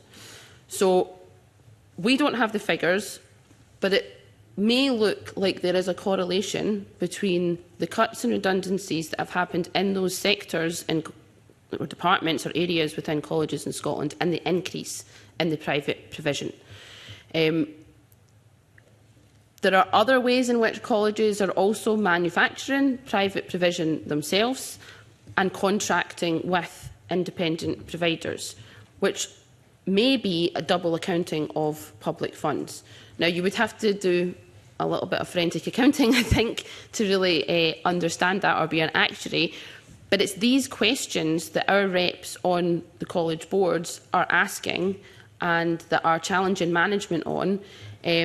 But we currently have no recourse to ask the question then in terms of where the money is going to independent providers instead of colleges, because we obviously don't have any seat at the table in terms of governance over the actual funding. We've asked the questions previously in meetings with the Scottish Funding Council, but it's very difficult to get into that sort of level of detail with them. Our overall concern, though, is that, yes, this bill can actually increase the competition within the tertiary landscape, in already a landscape which is seeing a decrease in real terms for funding for further and higher education, and that it potentially will move funding for the skills area of colleges into private provision, which undermines the educational rationale, which undermines the professionalism of lecturers who have recently started going through a registration process in terms of GTCS. So that's about the professionalism of the teaching workforce in those areas, and obviously about the terms and conditions as well. I think it's a given that the terms and conditions within the college sector are by and large better than in the private sector as well. So whilst we have been given assurances that the bill does nothing more than tidying up the current state of play, the cynics in us are worried about the potential for an increase in private provision in the future. Okay, thank you. Mary? Yeah, I can just be very quick. Yeah, we were given these assurances because we were alarmed to see this in the bill. Like EIS, you know, we do oppose the privatisation of higher education. You know, we're very clear that higher education is a public good, so there are concerns that this opens a door, I guess. Yeah. Thank you. Anyone else? No? Okay, thank you. George Adams. Thank you, Convener. Good morning. Just carrying on from what Sarah said, those of us that are of a cynical persuasion, of which I'd probably include myself as one, when I was asking the questions last week to the private providers, sometimes you ask a question and you kind of know what the answer is going to be, but you don't expect somebody to actually brutally come out and give you the answer. And on this occasion, I was told by Stephanie Lowe from the Deputy Chief Executive of Scottish Northern Ireland Plumbing Employers Federation that they take a 40% cut. And she was quite comfortable with the language, a 40% cut from the whole thing. Now, the whole idea is, I know in the college model, 80 or 90% of that goes directly to the apprentice or to the student for the course as well. That was quite a concern for us, you know, the idea that someone would blatantly come out and say 40% goes in our skyrocket and we do what we want, because there's no transparency there. It's not like a college. It can't be FOI'd, you know, there's no transparency there for that. So what is your, I've got a fair idea what your opinion will be, Sarah, but what is your opinion on that when compared to other ways we could possibly deliver the training? Yeah, I think, sorry, I was just nodding because I thought it was her, but it was actually Fiona Ray from Tullis who also said that they were in direct competition with colleges, which was again, very blunt but truthful, because that is the situation that we're in. I mean, you've outlined exactly why we don't support private provision, because there is always that chunk of money that goes towards profit, or that goes towards an unaccountable senior management cost. Obviously, in further and higher education institutions, we have made issue of high senior management salaries, expenses, etc., etc. But there's a way to deal with that that is about bringing it to this committee, bringing it to the Minister, etc., bringing it to Parliament. With private provision, there is no recourse for raising criticism of any of the money that they may want to essentially siphon off from the public purse. I was wondering if we were going to be asked today what is our issue with private provision, but I think you've outlined it very clearly yourself, as well as obviously the terms and conditions, the professionalism, etc. And this is not obviously about the people that run these independent training providers, etc. I'm sure that by and large it's all done with the very best intentions, but that is money that could be better utilised within further and higher education institutions, with an increase in staff, which would then be more responsive to local and regional needs, to national priorities as well, if there was actually an increased provision of the staff that were able to engage with the local communities. It's a much more democratic and accountable way of utilising public funds. Anyone else? No.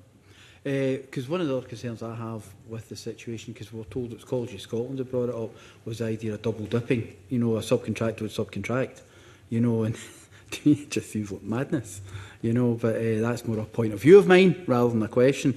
Just in closing, this is a question I've asked everyone, is there anything, other considerations you think should be part of the bill that you haven't mentioned today, or that you possibly want to get on the record so that we can look at it as time progresses? Anyone? Anyone? Yeah, thank you for that question, because I think, well, your consultation did ask for other areas, and I guess one of the areas for UCU is strengthening governance. You know, I've mentioned already we had the 2016 Higher Education Governance Act. We feel that there are some things that were not put forward, because the 2016 Act came about following the von Prądinski review of higher education, which was a very collaborative review process. The trade unions had a seat, as well as the chairs of governing bodies, you know, employers and so forth.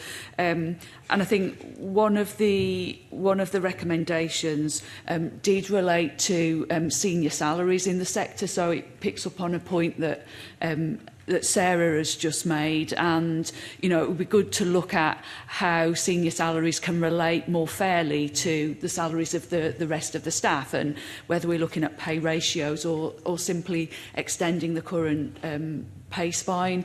You know, we feel it's an area that has, you know, we know that this committee is interested in it, and it feels grossly unfair, and it makes it harder to make the case for funding for the sector when we see the exorbitant salaries that don't relate to the rest of the workforce. I said earlier about increasing transparency of governing bodies. I think that would be a really good step forward if reforms around transparency could be included. And I think one of the concerns we have with the election of chairs of governing bodies is, I suppose, limits that have been put on trade unions in terms of our ability to promote or support particular candidates to governing bodies, or point out their good points. A number of institutions have updated their internal rules, which mean trade unions can't promote a specific candidate to their membership, which doesn't feel as fair, and we'd certainly like to do more to promote candidates that could be good at scrutinising institutions and governing bodies. So so those are some of the additional recommendations that we think could be useful to consider.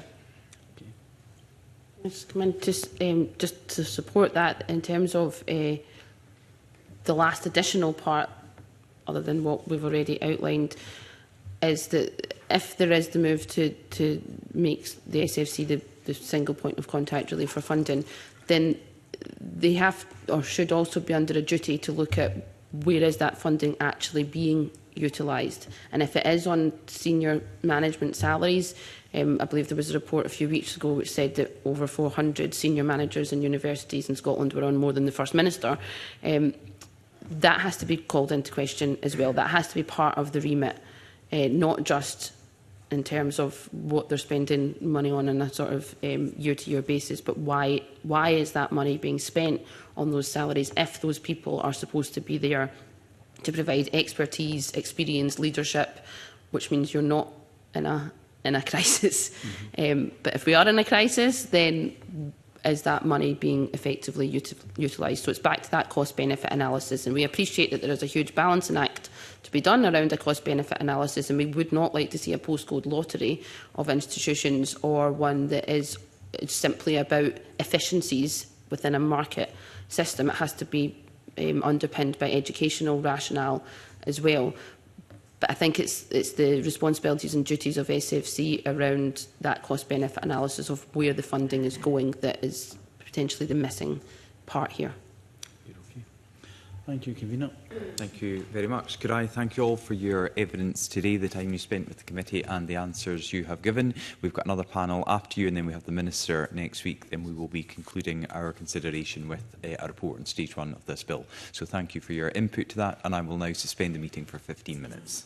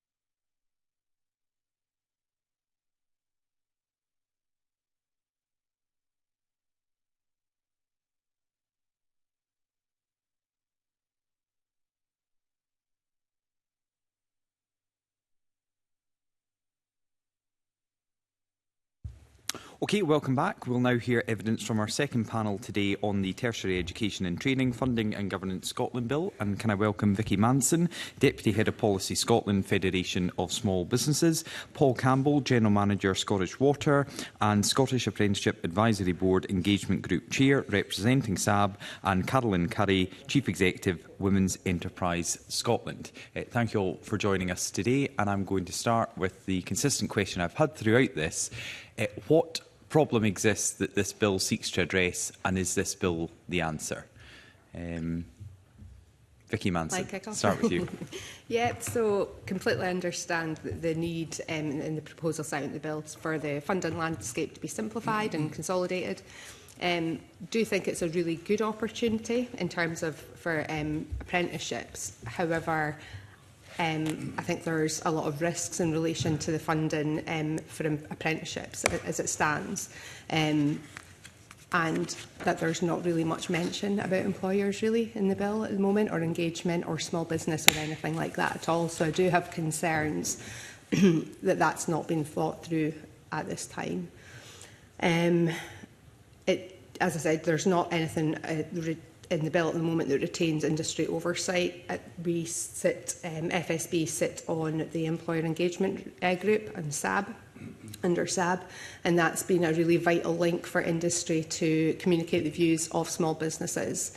If that were to be lost, I think that would be massively detrimental to small businesses and the economy, to be perfectly honest. Yeah, that's probably kind of it for the start. That's good, thank you. Mr Campbell. Okay, thank you, Convener.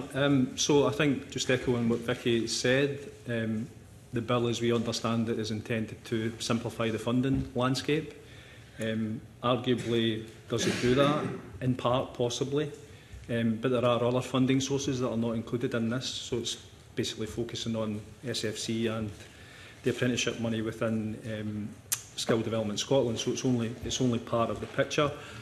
I think from an employer perspective and from a SAB perspective, does it address the priorities in the system at the moment? Probably not. I think the employers and people on SAB, when you speak to them, would say there are very clear systemic issues at the moment in terms of skill shortages in the economy, which employers are kind of struggling to fill positions and resource the kind of demand that they have. There seems to be a supply and demand mismatch, so in terms of what's being supplied through the system at the moment, and what the economy and what employers need and what learners need to move into productive employment, there is a mismatch between that just now as well. And then I think there's more we could do in terms of equity of access as well. So I think there is a risk at the moment when you look at it within the bill that apprenticeships and the funding for apprenticeships could become diluted. And what we know is that 25% of people who do apprenticeships at the moment come from Decile 1 and Decile 2 SIND postcodes. So it's a really trusted source of helping young people in particular to enter into the world of work. So I think when we look at it, in the face of it, it looks intuitively that it would help, and it's simplifying the landscape in terms of funding. But there are core issues that exist at the moment which probably need urgent attention, and which, potentially the time it will take for cultural change, as it's been suggested, and the bill to go through structural changes between SDS and SFC, there is more of a kind of urgent need at the moment to address other things, I think. Ms Curry. First, could I just note an interest? I sit on the Strategic Advisory Board of the Adam Smith Business School at Glasgow University. Thank you. I think in terms of the current system, it's not working to advance inclusive economic growth, and it's not working to advance women's business ownership in Scotland, which is currently declining. I think with the bill, we've got a really marked opportunity to remodel Scotland's tertiary education system to provide needs-based skills support for women-led businesses in Scotland, and deliver an integrated skills pipeline which can increase the economic contribution of women-led businesses but also grow our national prosperity. But in order to do that, we really have to model or deliver a model that has an embedded gender-aware framework throughout it. And for me, that aspect is currently missing, and it's often that particular aspect which serves to constrain our economic growth and means that we often miss our aspirations to create that inclusive economic growth that we aspire to in our national economic strategy. Okay, thank you. Just to delve in a little on those issues, and I think first of all, Ms Manson and Mr Campbell, you were both speaking about, apprenticeship numbers, and then Mr Campbell, you used the term you were worried that funding could be diluted for apprenticeships. We had reassurances, if you would even put it as strong as that, from the Scottish Funding Council that there was nothing to worry about. That won't happen. They will continue to prioritise apprenticeships going forward. Are you reassured by those reassurances, or are you worried about the lack of any evidence to support that? Because certainly when we delve further into that issue, it was very warm words, but nothing to really substantially back that up. Yeah, and I think that would be a real concern from employers and certainly from SAB. So the evidence that exists at the moment is actually that if you look at something, for example, like graduate apprenticeships, they have been relatively stagnant for many years now, so the numbers have not been increasing since it moved from the European Structural Fund over to SFC to fund those areas. So that has kind of stagnated. That's part of the evidence. If we look at foundation apprenticeships, the kind of numbers for them are about 5,000 in recent years, but at the moment it's down to about 4,500, so the numbers are actually reducing. And then if we look at what's happened to modern apprenticeships in recent years, pre-COVID, we were well on track to have 30,000 modern apprenticeship starts every year. Last year at commissioning there was 25,500 positions started.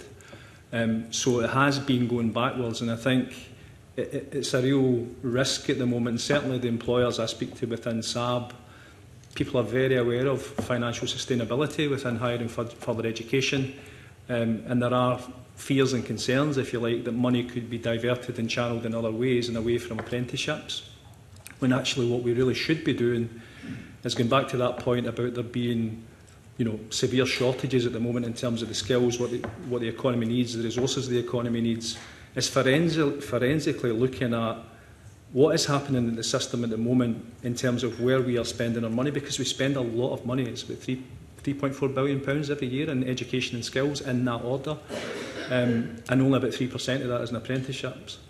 So looking at that and looking at where areas are not producing people who are getting into employment using the qualifications that they've got, and I think the CIPD did some research on this in 2022, and about 34% of recent graduates were saying they were not using the qualifications they graduated in within the occupations that they were doing, so they were underemployed, they were earning less than graduates who had done a degree and then were using that degree in the workplace.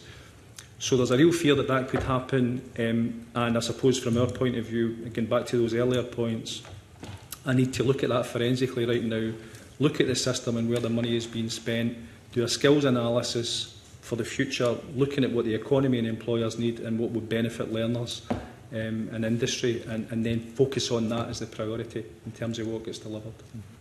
And Ms Manson, anything to add in terms of your concerns about this not allowing the same numbers or increased numbers of apprenticeships going forward?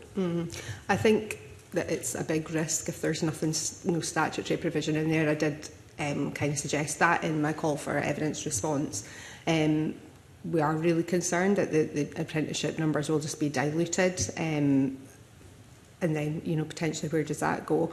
I think as well, when you look at the number of apprenticeships delivered by industry, there was some recent data that showed that over the last financial year, it was 63% were delivered by independent training providers and 18% by colleges. So that really does show that industry are delivering a lot of those apprenticeships as well.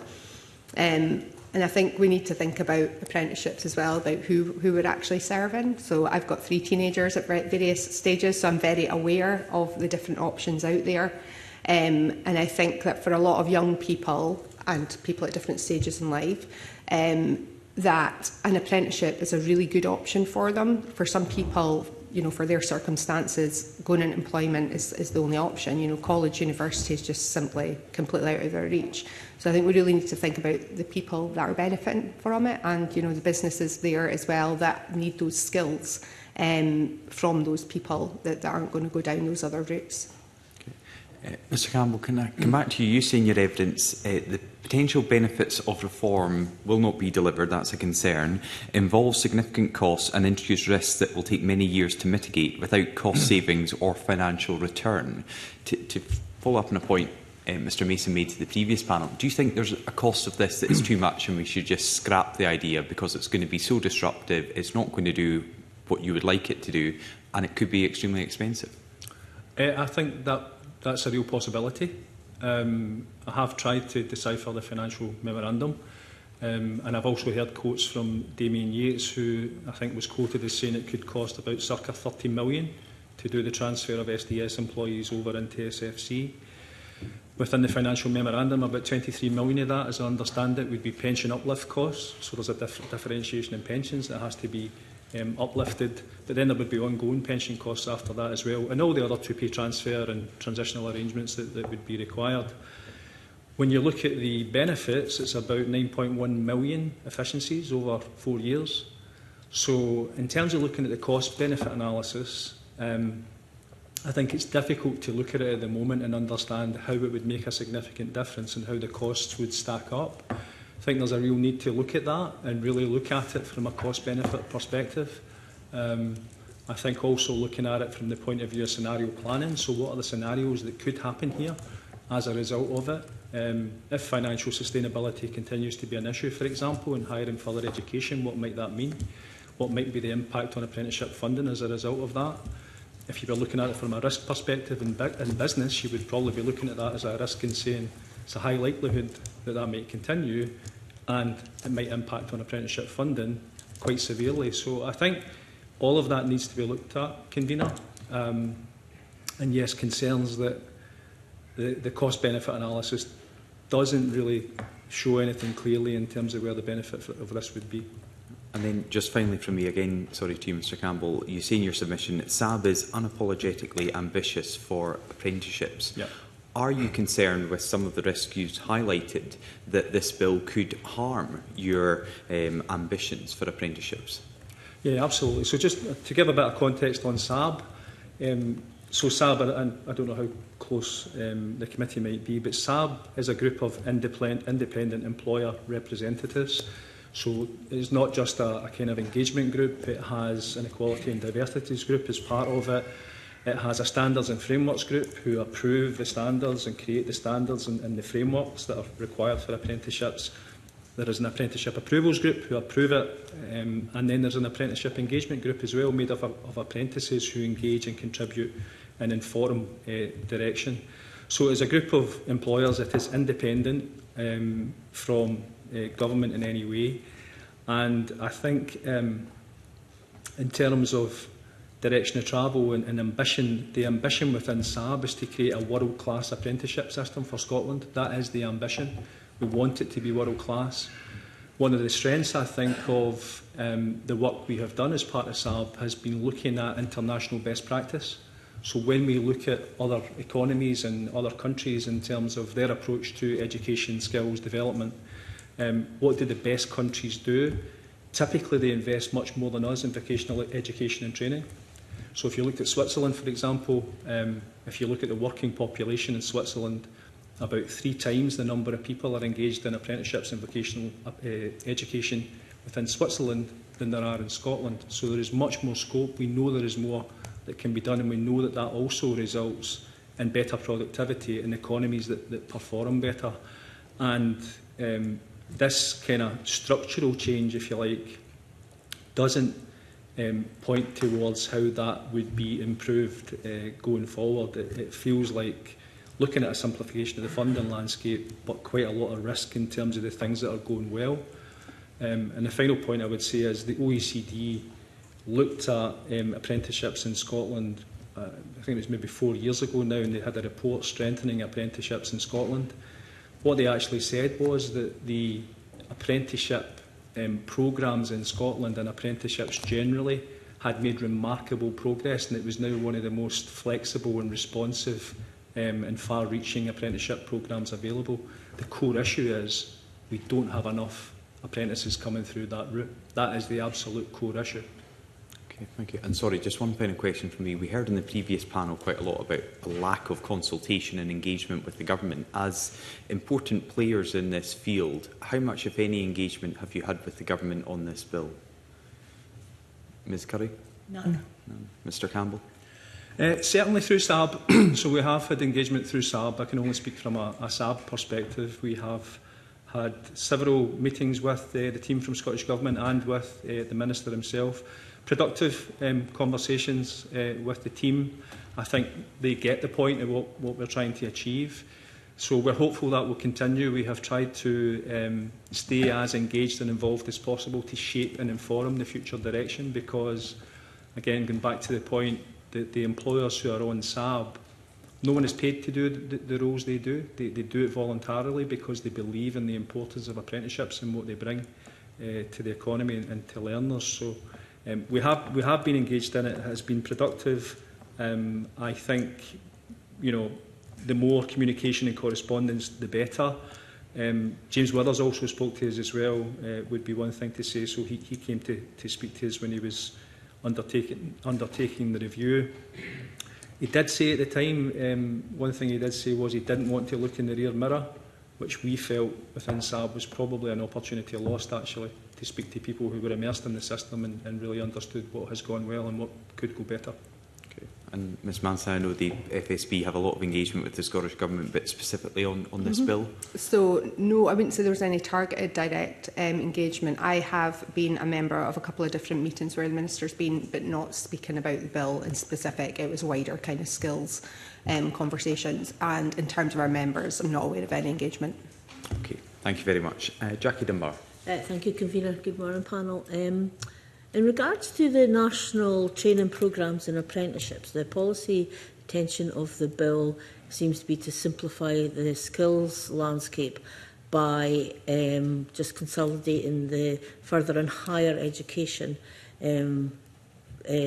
apprenticeships funding. But the committee's heard that, that there's concerns that if they're going to do that, then less priority may be given to the apprenticeships, just given the small share of skills and education funding they've got. What's your views on that? Do you agree?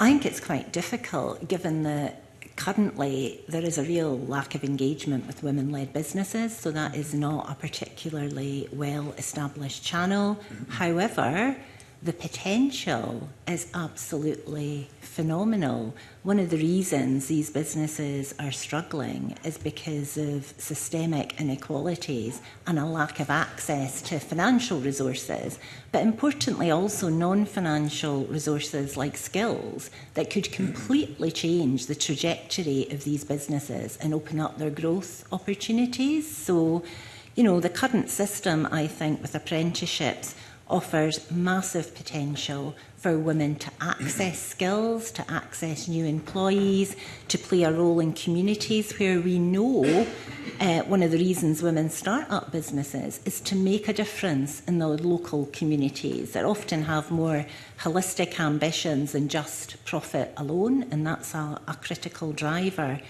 And I think that could really be built on. One of the issues we consistently hear is just you don't know what you don't know, and therefore a really good, really important skills avenue is not being well accessed and well capitalised on at the minute by women-led businesses. And I think our fear would be that the good work that has been started and is in view would be lost through this review.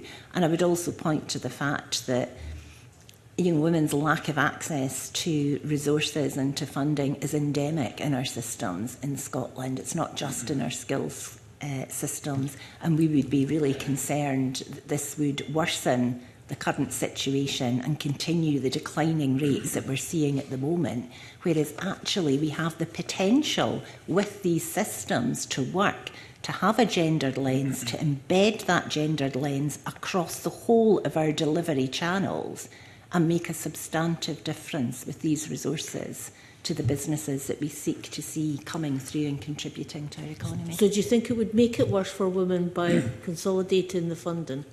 I would be concerned that it would, because traditionally when we've seen these models, these changes of models come into play, it hasn't worked to advantage women-led businesses. They haven't got better access to the resources and the support, and the same old models have continued. Okay, thank you. Mr Campbell?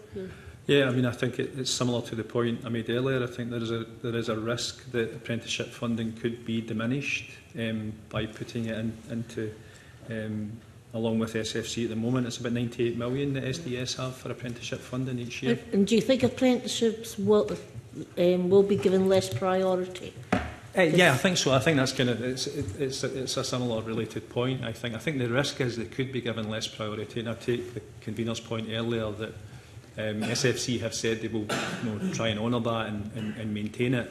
I think without any real safeguards or ring fencing or security around that, the risk is that other priorities take precedence over apprenticeships, and apprenticeships become diluted, and we end up in a worse position than we are. Okay. Ms Wilson, do you have anything to add? Yeah, I would just agree with that kind of word risk again, that I kind of think we're all kind of using that. There is a huge risk that apprenticeships will be diluted. I know I'd spoke a little bit again in my response around the numbers of apprenticeships as well. Kind of it's sat quite static at around 25,000 for a number of years. Pre-COVID, off the back of a report that came out, I think it was around 2014, there was a commitment to increase the number of apprenticeships, which was happening, and that was great. COVID happened, we can't help that, and then it's kind of sort of plateaued and almost come back down again. But the demand's there. That's the thing. The demand is absolutely there. When we speak to our specifically like our training providers, they're getting multiple applications for each opportunity that's coming in. And I know SDS as well. There's been some data that's come out around that as well. That there's huge numbers of young people looking to access these apprenticeships, and they're just not there to give them to them. So there is a huge risk that if we consolidate that funding and there's no statutory targets, there's no ring fencing, what happens then? Do we see in 5 years' time that numbers are declining? So I'd be really concerned around that. Okay. A silly question, so forgive me, but do you think that the right sort of apprenticeships are being offered to maximise what your small businesses actually need?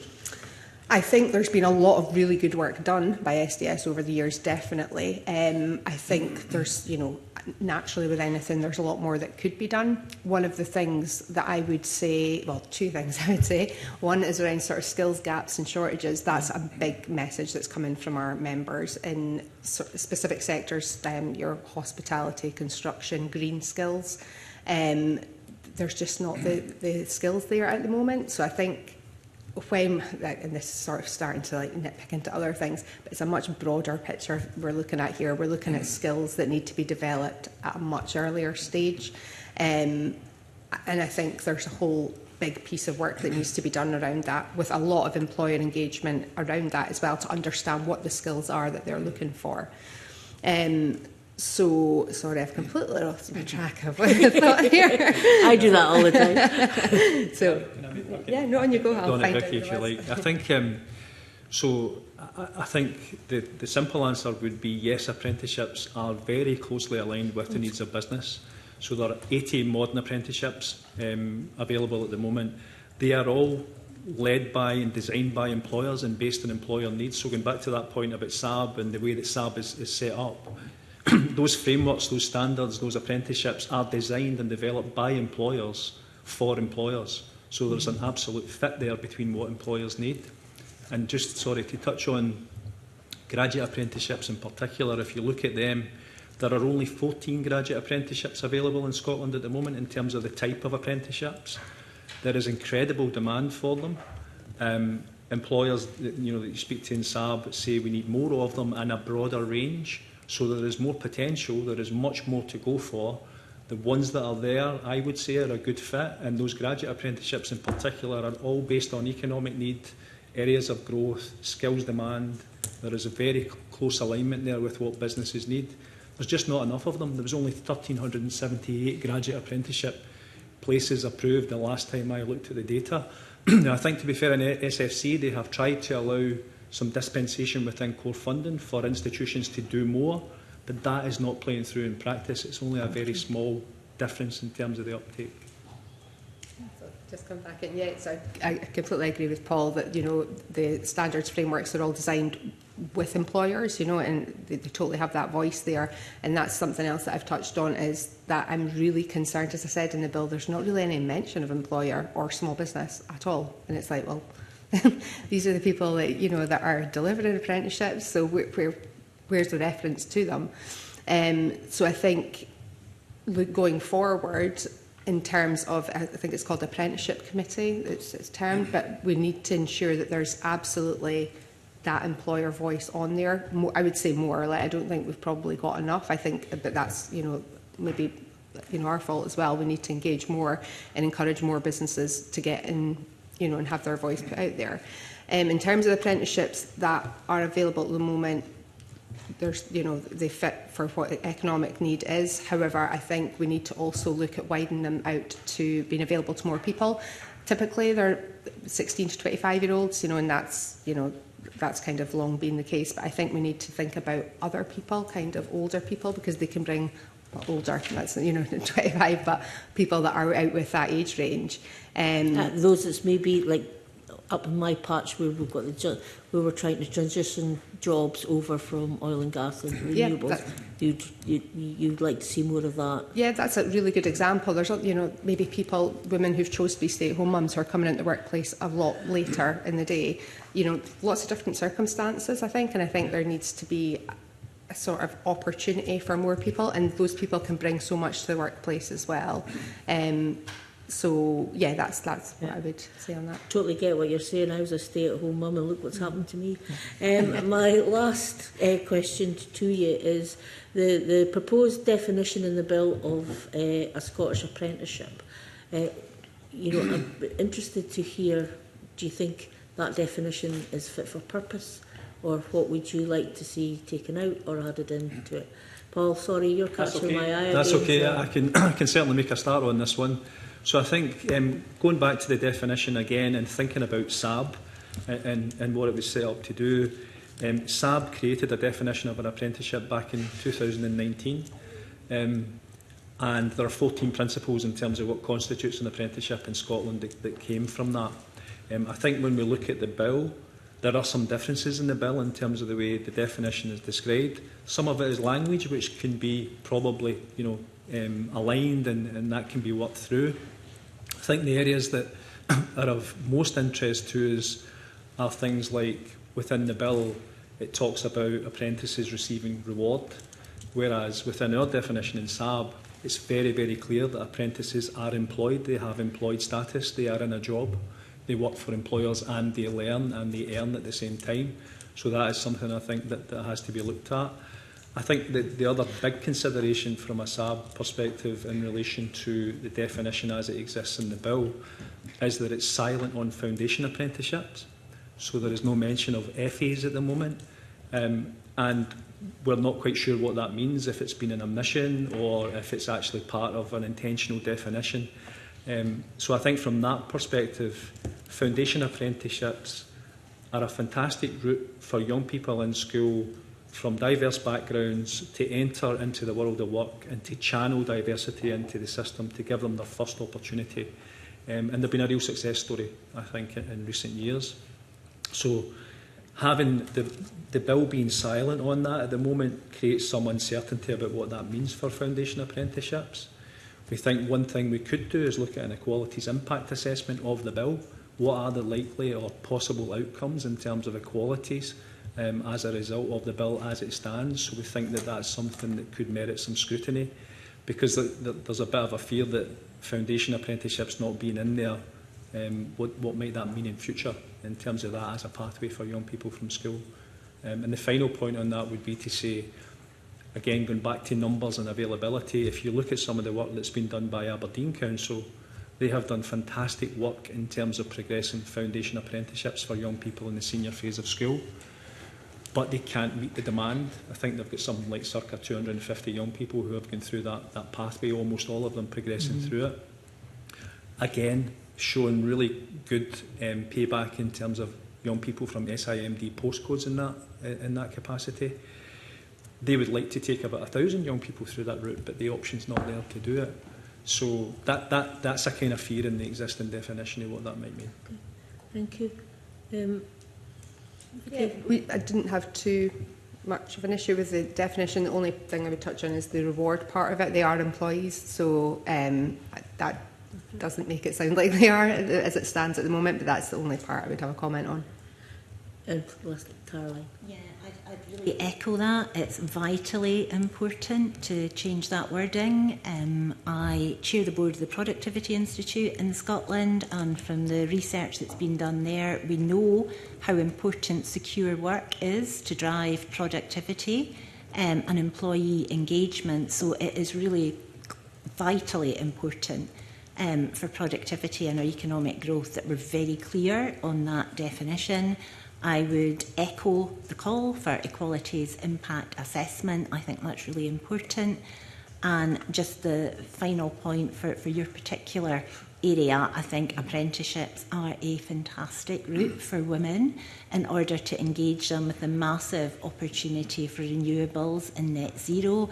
It is a route that has got a clear focus on equality impact and engaging women in the workforce, and particularly for women as a group in our economy, a transition into higher value sectors of our economy. That's important for work, for diversity, because we know that drives radical innovation, the type of innovation that gives us a step change, not just a little tick up.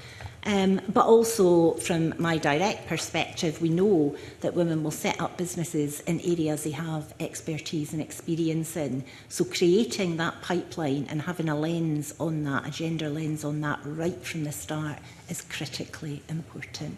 Okay, thank you. Thank you, Convener. Thank you. Ross Greer. Thank you, Convener. And I'll give my apologies to the panel now. I need to head off to another appointment before the end of the session. Vicky, you said something interesting a minute ago around the lack of the word employer in the bill. And you gave a really specific example of one area where the employer voice can be heard, around the apprenticeship committee, which I think is really useful.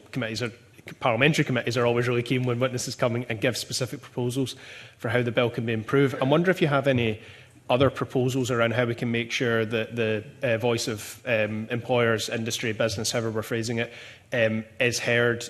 Either further changes that can be made to the bill, or changes that can be made not necessarily in the primary legislation itself, but as part of this transition process, to make sure that that employer voice is mainstreamed through the system. No, absolutely. As I said, that SAB's a perfect platform for them at the moment, but there's obviously other routes that can be taken as well. I think sitting down and having conversations with employers face to face is the best thing to do, if I'm being perfectly honest, and to understand. We've got members who have employed and do employ apprentices, people who are maybe sitting on the fence, and people who are quite apprehensive about it for a number of different reasons. We did some work on a big small business survey a couple of years ago. We've got our second one just coming out in 2 weeks, so I can't really give too much about that at the moment. But the last one looked at apprenticeships and where the barriers were for those businesses. And the primary reason they gave was finances, basically. They couldn't afford to take one on. And that's something I've spoke about a little bit in my response as well. And it's that fear of cost to them.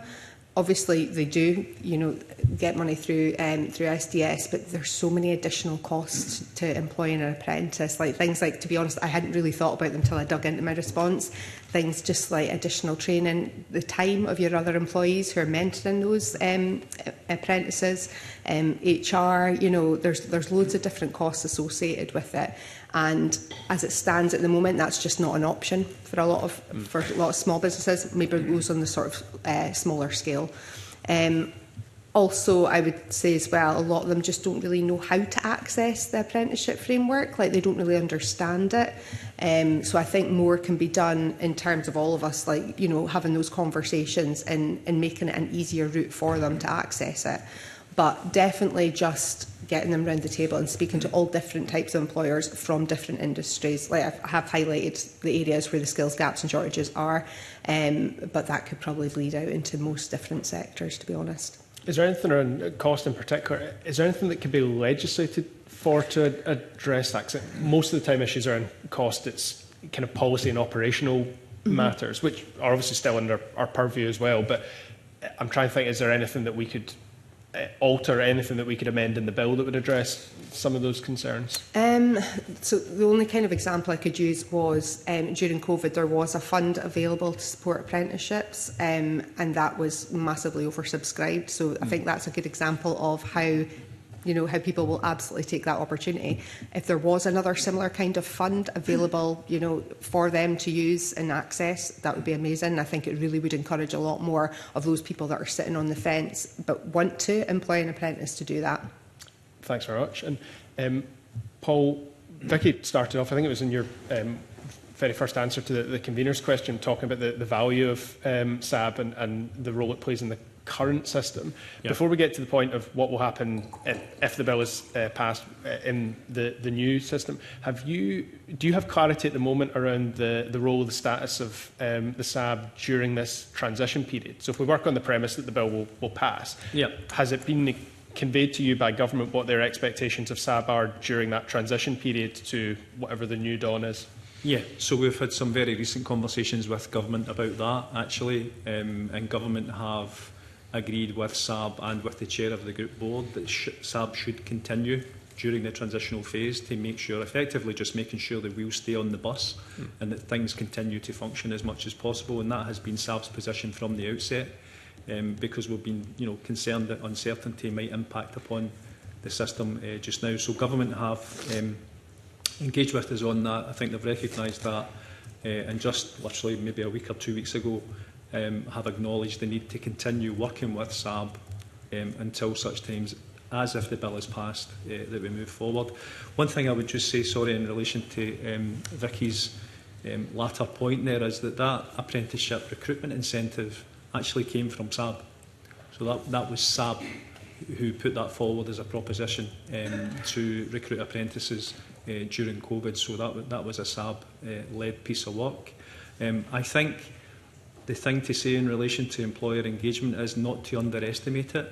It takes work, it takes energy, it takes commitment. It shouldn't be underestimated. It takes a lot of energy to make that happen. SAB works because you have a group of 80 senior people from all kinds of sectors, trade unions, third sector, trade bodies, who are actively engaged in working in the system, leading the groups. They are actually leading work and doing work within the groups. So it is not just a forum where people come together and talk about things. It actually does work. It is an active part of the system. And I think at the moment, obviously, the committee has been announced as part of SFC. I think whatever we can do, if it does go ahead, to make sure there is clear criteria in terms of people who would be in the committee, who are invested in the system, who care passionately about apprenticeships, who want to see them be something that forms part of the skills offer within Scotland. And then there's a new employer network which was launched just recently, which is intended to support reform. It's less clear in terms of the network, in terms of how that will function on an ongoing basis with employers. So I didn't make the last call, but I understand there was good conversations in it, but the follow-up and what will happen next is unclear in relation to that.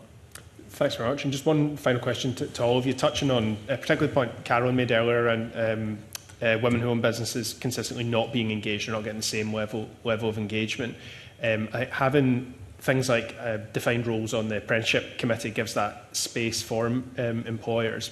One of the things that certainly that I've picked up in feedback over the years leading up to this is a feeling, and Vicky, you touched on it a little bit in terms of where the skills gaps are, that some employers, some trade bodies, etc., in certain sectors do very well out of the current system, feel very well represented, feel that their voice is heard, and other folk feel that they just can't even get their foot in the door, whether that's on a sectoral basis or the demographics of who the business owners are, etc.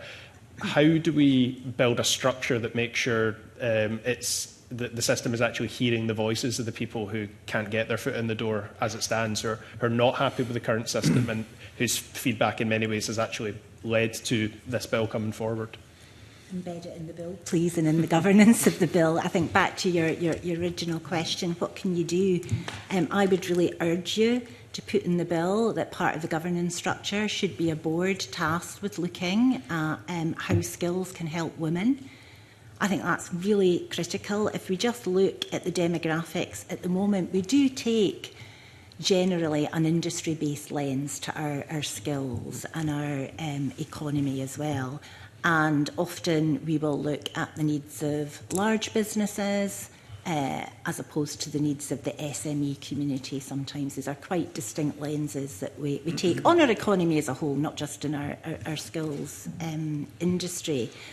But I think where we can inject a focus, particularly on women, there is just so much to be gained for our economy. I constantly feel as though I come here and give evidence about what is not working, and here is an amazing opportunity to actually put into the governance a structure that would make a real difference. So please, a board and a governance structure tasked with looking at the skills needs of women.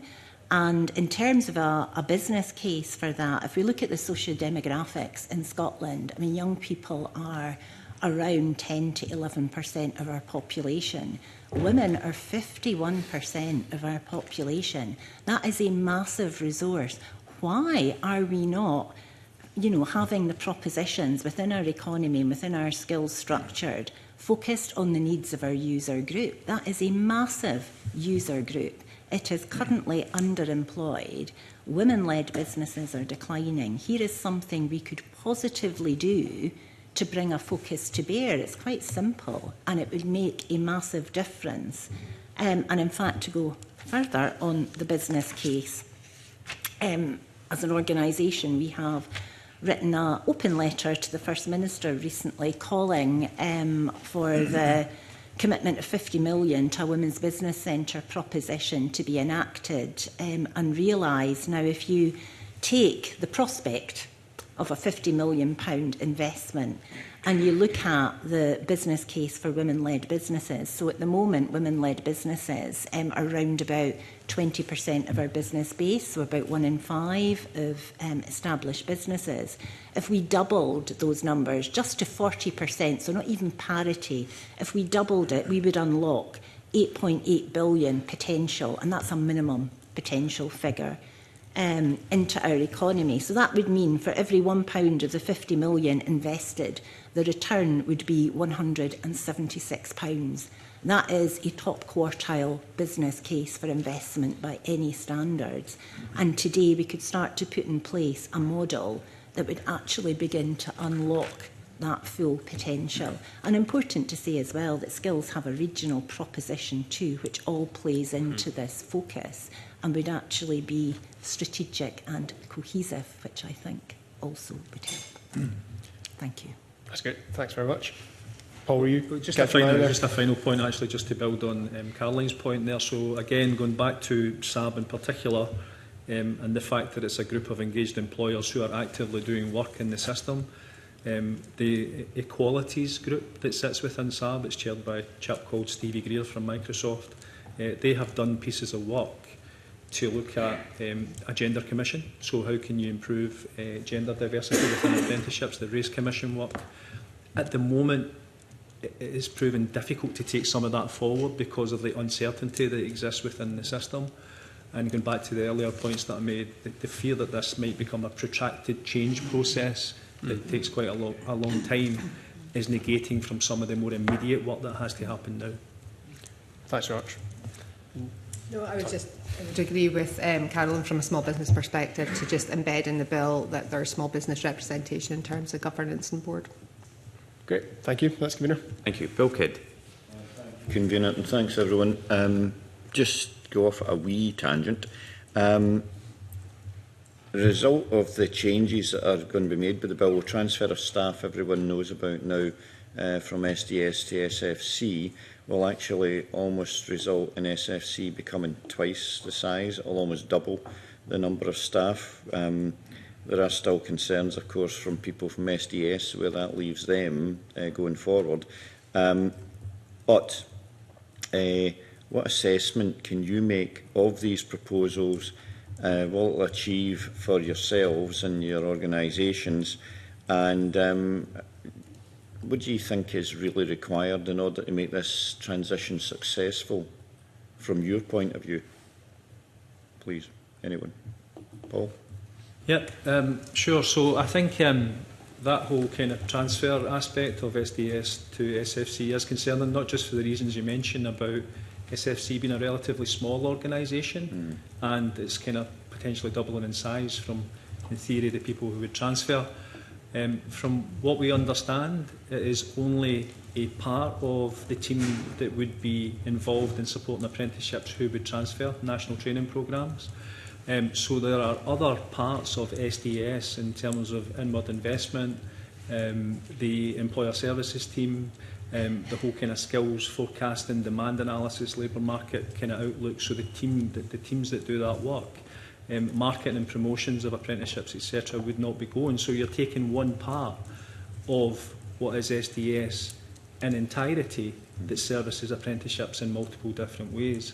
It's not a simple lift and shift, which is sometimes the way it kind of looks within the bill.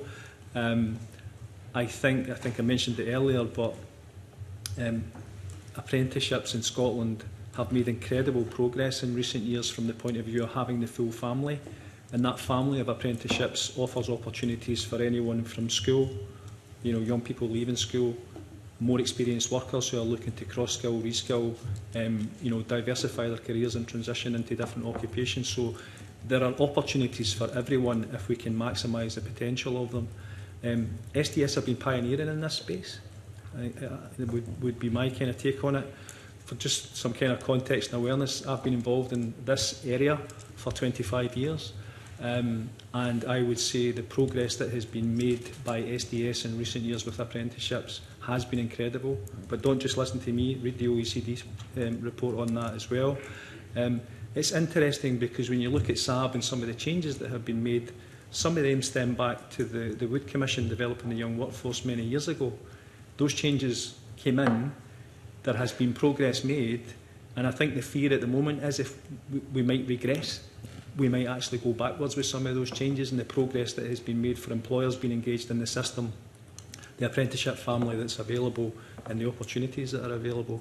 SDS have real strong skills in terms of stakeholder engagement, working with employers, managing projects, being involved in the groups. There is always rigour behind the work. There is good data to get access to data in terms of apprentices. The statistics for the nature and type of apprentices, how many people are coming through.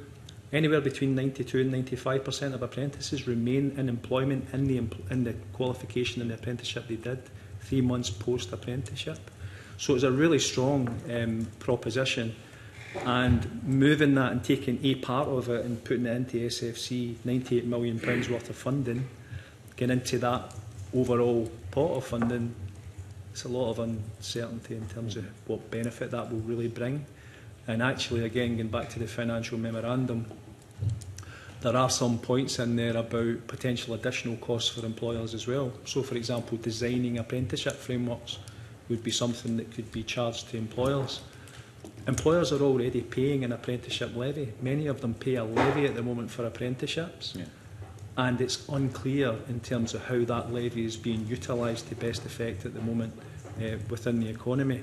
And at the moment it looks like some of it could potentially be moved elsewhere, with the risk that it gets diverted into other areas of financial sustainability and as I said earlier, potentially impacts negatively on apprenticeships. Okay, thank you. Carolyn, does this affect the women's circumstances with the changeover? Well, the engagement at the minute is poor. The only way is, I think, to improve that. That's what I would say, and I would be quietly optimistic that that might be a potential outcome that we could all work towards. But I think the big issue with this is the protracted length of time for the change to happen. And, just at its most strategic level, any delay to issues and implementation like this has an economic cost. So I think we should be mindful that there is an economic cost. And that plays out in lots of different ways. I mean, Paul's already testified, I think, in the many ways it's playing out in terms of apprenticeships. It also plays out for the staff that are involved. When this type of uncertain, protracted environment continues, you generally see staff who feel less empowered in their roles. There's a lack of clarity, often for good reason. However, I think looking at models where these issues have cropped up before and learning from them is really important. So, for example, even when there is nothing to say, communicating that there is nothing to say can be a very worthwhile approach in order to try to keep staff currently as engaged as possible and as well informed as possible, and perhaps just accepting that for a particular period of time as the bill goes through its process there is very much nothing substantive to be said, and that is the case. But I think there's a value in trying to do what you can to keep staff well engaged and clear. But also, I think looking ahead, there is an opportunity to better empower staff. I think all too often skills opportunities are lost by people who are focused on the tramlines in their roles and who are not perhaps culturally encouraged to take a broader view of the strategy of the organisation, because sometimes these tramlines can constrain as much as they can empower.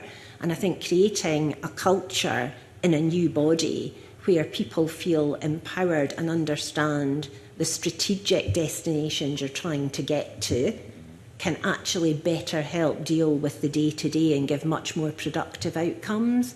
And I would hope that as we're setting up a larger structure, because it is a larger structure, that that type of culture would be put at the heart with a real determination about what that could look and feel like. Now, there's nothing that would stop those sort of discussions happening at the minute between people that feel very passionately about this particular area, to look at what could be achieved there, because I feel culturally there's a lot that could be done to advance progress in how we culturally approach our skills and our skills delivery in Scotland. Thank you. And Vicky? I would agree, in terms of the period, where there's going to be change, there is going to be a bit risk of disruption, and that is going to cause problems, I suppose, in terms of delivery. But it is, as I said at the beginning, I think this is a really good opportunity with the bill if we do get it right, to increase the delivery of apprenticeships. Looking, kind of at society as a whole, we've got an ageing population, we've got, net zero as an agenda, we've got upskilling within current, existing businesses as well, and there's so many opportunities there that could, that apprenticeships could be used to plug those gaps. Okay. Well, thank you very much indeed. I think that's a good range of views there, actually, which are united, really. Actually, I think they're all coming in the same direction. Thank you very much. Thank you. John Mason. Thanks, Convener. I mean, just to follow up, Mr Campbell, and was the right one? Sorry, wrong. That's us now. Just to follow up, Mr Campbell, on what you were saying to Bill Kidd. I mean, you seem to say there was a bit of a danger in splitting up SDS. So would part of the answer be to that just to completely merge SDS and SFC, and that way we would save a public body? Because some of us would quite like to see the landscape simplified.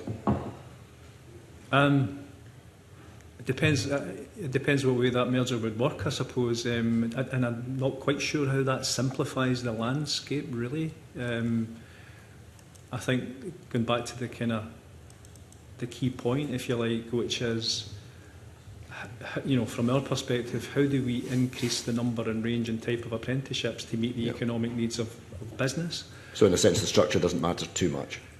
I don't think. I think structure is quite often feels like an appealing answer. Lift and shift, change the structure.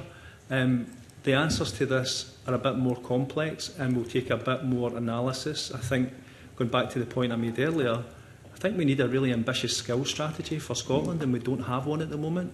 We need to look at our system in terms of where the money is being spent and how much benefit we are getting back from that, and make some decisions about how we could better invest and use the funds that we have more effectively. So it's not about increasing funding, which is very tight. It's about how do we maximise the potential of the funding that we have. And okay, it was just really a thought following on from Bill Kidd's, but you've made that point, that's fine.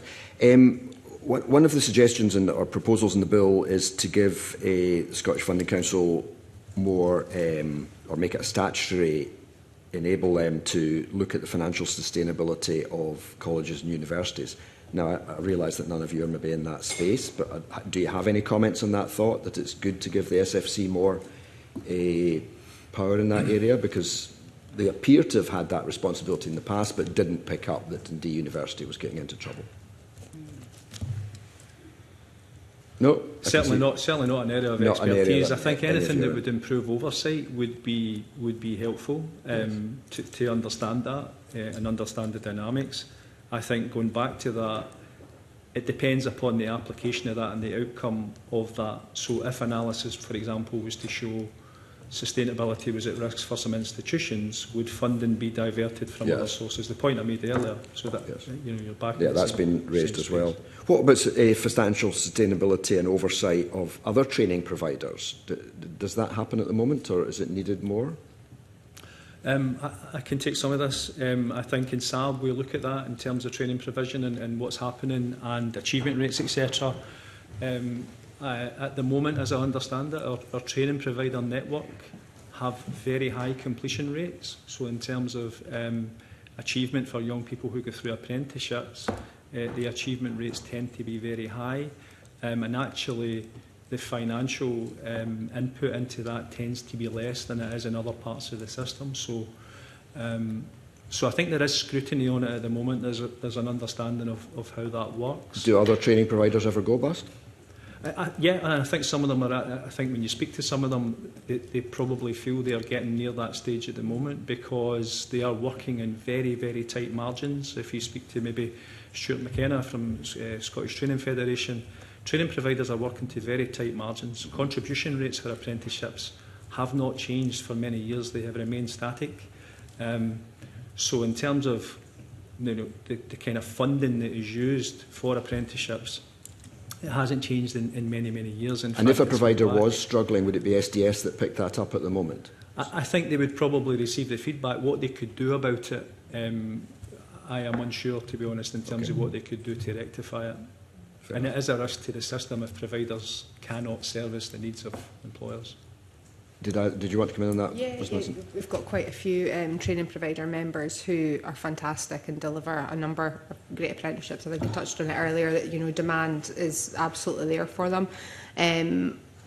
As Paul said, they work to very tight margins. I've had a few conversations with them that they're considering whether it's viable for their business to continue running. They do have to plug a lot of the cost gaps there as well. And as Paul said, the contributions have stayed the same, so there's not been that uplift for those. So do you think there's a role for SDS or SFC in overseeing that or getting more involved? It depends on what that would look like, I suppose. In terms of that accountability, at the moment, I don't think there's any issues around that. We've certainly not had any members come to us and speak to us about that, but yeah, it would depend what that would look like. I think there's a lack of data in a way to help answer that question, because interrelated to that is what is it we're sustaining and what's the value of that system that we're sustaining and how connected is it? And I think just generally, certainly from my perspective, there's a real lack of gender disaggregated data. So to give a view in some of these bigger strategic questions is really challenging. And I should say that isn't just specific to this particular area. The availability of gender disaggregated data as a whole in Scotland is really poor. No, I've picked that up before. And just finally then, the convener already asked you, Mr Campbell, so you've answered, if it was going to cost 30 million, is this value for money? I don't think we heard from Ms Manson or Ms Curry, if it was going to cost, and we're very uncertain what it is going to cost, but if it was going to cost 30 million, do you think that's value for money for the change we're going to get, the benefits we're going to get from this bill? I don't know, to be honest. I don't know. I feel like there's other places that money could be much better well spent. Yeah, and from a business perspective, if you were looking at that, would the benefits outweigh the negatives? I'm not very sure, to be honest. But it's a significant sum of money. It is a lot of money that could do a lot in other areas in terms of around apprenticeships. So, okay, Ms. Curry. Yeah, I would just point again to the lack of gender disaggregated data in order to give an informed view. Yeah. Okay, thanks, Convener. Miles Briggs. Convener, good morning to the panel. Thanks for joining us. You've answered, I think, the questions I had in relation to governance, which I was going to put to you, but I wanted to ask, in terms of the bill, what do you think could have been included around targets, for example, and what you think is kind of missing in that regard, and why it is that we've not been meeting the targets? Not that we've set a target, but 25,000 where 40,000 demand was. And just wanted to pick up, actually, if that's at the heart of this bill and what we all want to see. But I think we've strayed off course to deliver that within this legislation. So I wanted to put that to you, if you were designing this or if you wanted to solve the problem of not having these delivered. Sorry, no, Vicky, go. No, so again, in my response to call for evidence, I said statutory targets, absolutely, and increase in scale, because the data has shown that, first of all, that, you know, that stayed static for a number of years. It showed that when there was the report back in 2014 that had the increased targets, that worked and we fulfilled those targets, and that demand is there. So I think absolutely that has to be part of the bill. I think as well we need to be thinking very carefully around ring fencing some of the funding for apprenticeships, because as all of us spoke about, we're concerned about that risk of that apprenticeship funding being diluted as well. And the other point that I would probably put in the bill as well would be around employer engagement and ensuring that they're there on the board and in terms of governance, advocating for small businesses. I think targets would certainly help in taking Vicky's point and going back to the point I made earlier. Pre-COVID, we were well on track to 30,000 apprenticeship starts every year. I think the absolutely crucial thing is understanding the demand, and that is not understood at the moment. So SDS can reference, for example, circa £200 billion worth of investment in the Scottish economy coming up in the next 10 years or so. I saw a report last week from CECA, Civil Engineering Contractors Association, referencing about £70 billion worth of funding and talking about the fact that there are not the skills and resources available to service those needs. So targets would definitely help. What gets measured gets done. I think we had them in the past and we were delivering against them. And I think one of the things that I personally have found quite frustrating, if I'm being honest, sitting on the employer engagement group within SAB, because each year SDS will come along and present apprentices and numbers and volumes and what the expectations are is to have seen that decline in recent years because of available budget. And I think SDS had their budget reduced by about 20% as well. So these things are directly impacting upon the ability to deliver what we need to deliver. I think if we do go ahead with the bill, targets would definitely help. It would force a degree of ambition in relation to what we're actually trying to achieve, and we don't have that at the moment. It should be enshrined in our policy, should be enshrined in our skills strategy. We should do the work to identify exactly what the economy and business and learners need, and that should then inform the targets that we need to put in place. Yep. Yeah, I would echo the call to ring-fence funding for apprenticeships. I think that's absolutely critical for the businesses that we work with. They really struggle to access funding. I mean, it is so appallingly bad, it beggars belief that just 2% of equity investment goes to all-female founding teams. So for businesses that cannot access financial resources, the ability to access skills and people resources becomes even more important to their future growth and their ambitions and their prospects. And this is a really important resource for women-led businesses. So being able to ring-fence that, but also being able to, you know, as I've said before, have that governance structure that fits in and intersects with the great work that is already being done in apprenticeships, I think could really transform our economy, those two pieces working in harmony. The bill doesn't really go into any great detail in relation to the skill shortages we've got. And I just wondered, and you've touched upon this, Paul, in relation to the skills strategy, why do you think that's not been kind of really focused on? Because it's maybe a missed opportunity to look at, for example, the renewables sector and whether or not there is a new partnership, private sector money, which can really come into this space, and what we need to do to actually get the workforce to deliver on all these opportunities. So just wondered, as it's not in the bill, what you think that could look like to link that up. And is that a problem with apprenticeships not being available in that sector, or is it the college sector and the limited numbers which they could actually deliver? Yeah, I mean, there's kind of related issues, I would say. I think there is an understanding of, if you take renewables, for example,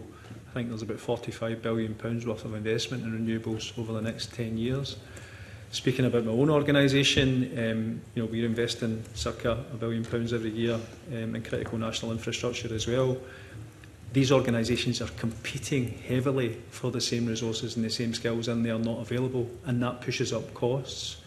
I think there is a big opportunity for co-investment, so government working with business to look at how co-investment can work to support that. I know Sir Simon Lister from BAE Systems is very big on that, looking at how BAE Systems can work with government. The other point I would make on it, though, is that the money that does go into apprenticeships at the moment is a contribution. Employers still invest at least 10 times the amount of money that gets given through any kind of funding. So for every £1 that comes in government contribution, about £10 is put in by employers to actually support apprenticeships. And I think there was a report that was done by the Education and Skills Impact Framework, which looked at public investment in apprenticeships.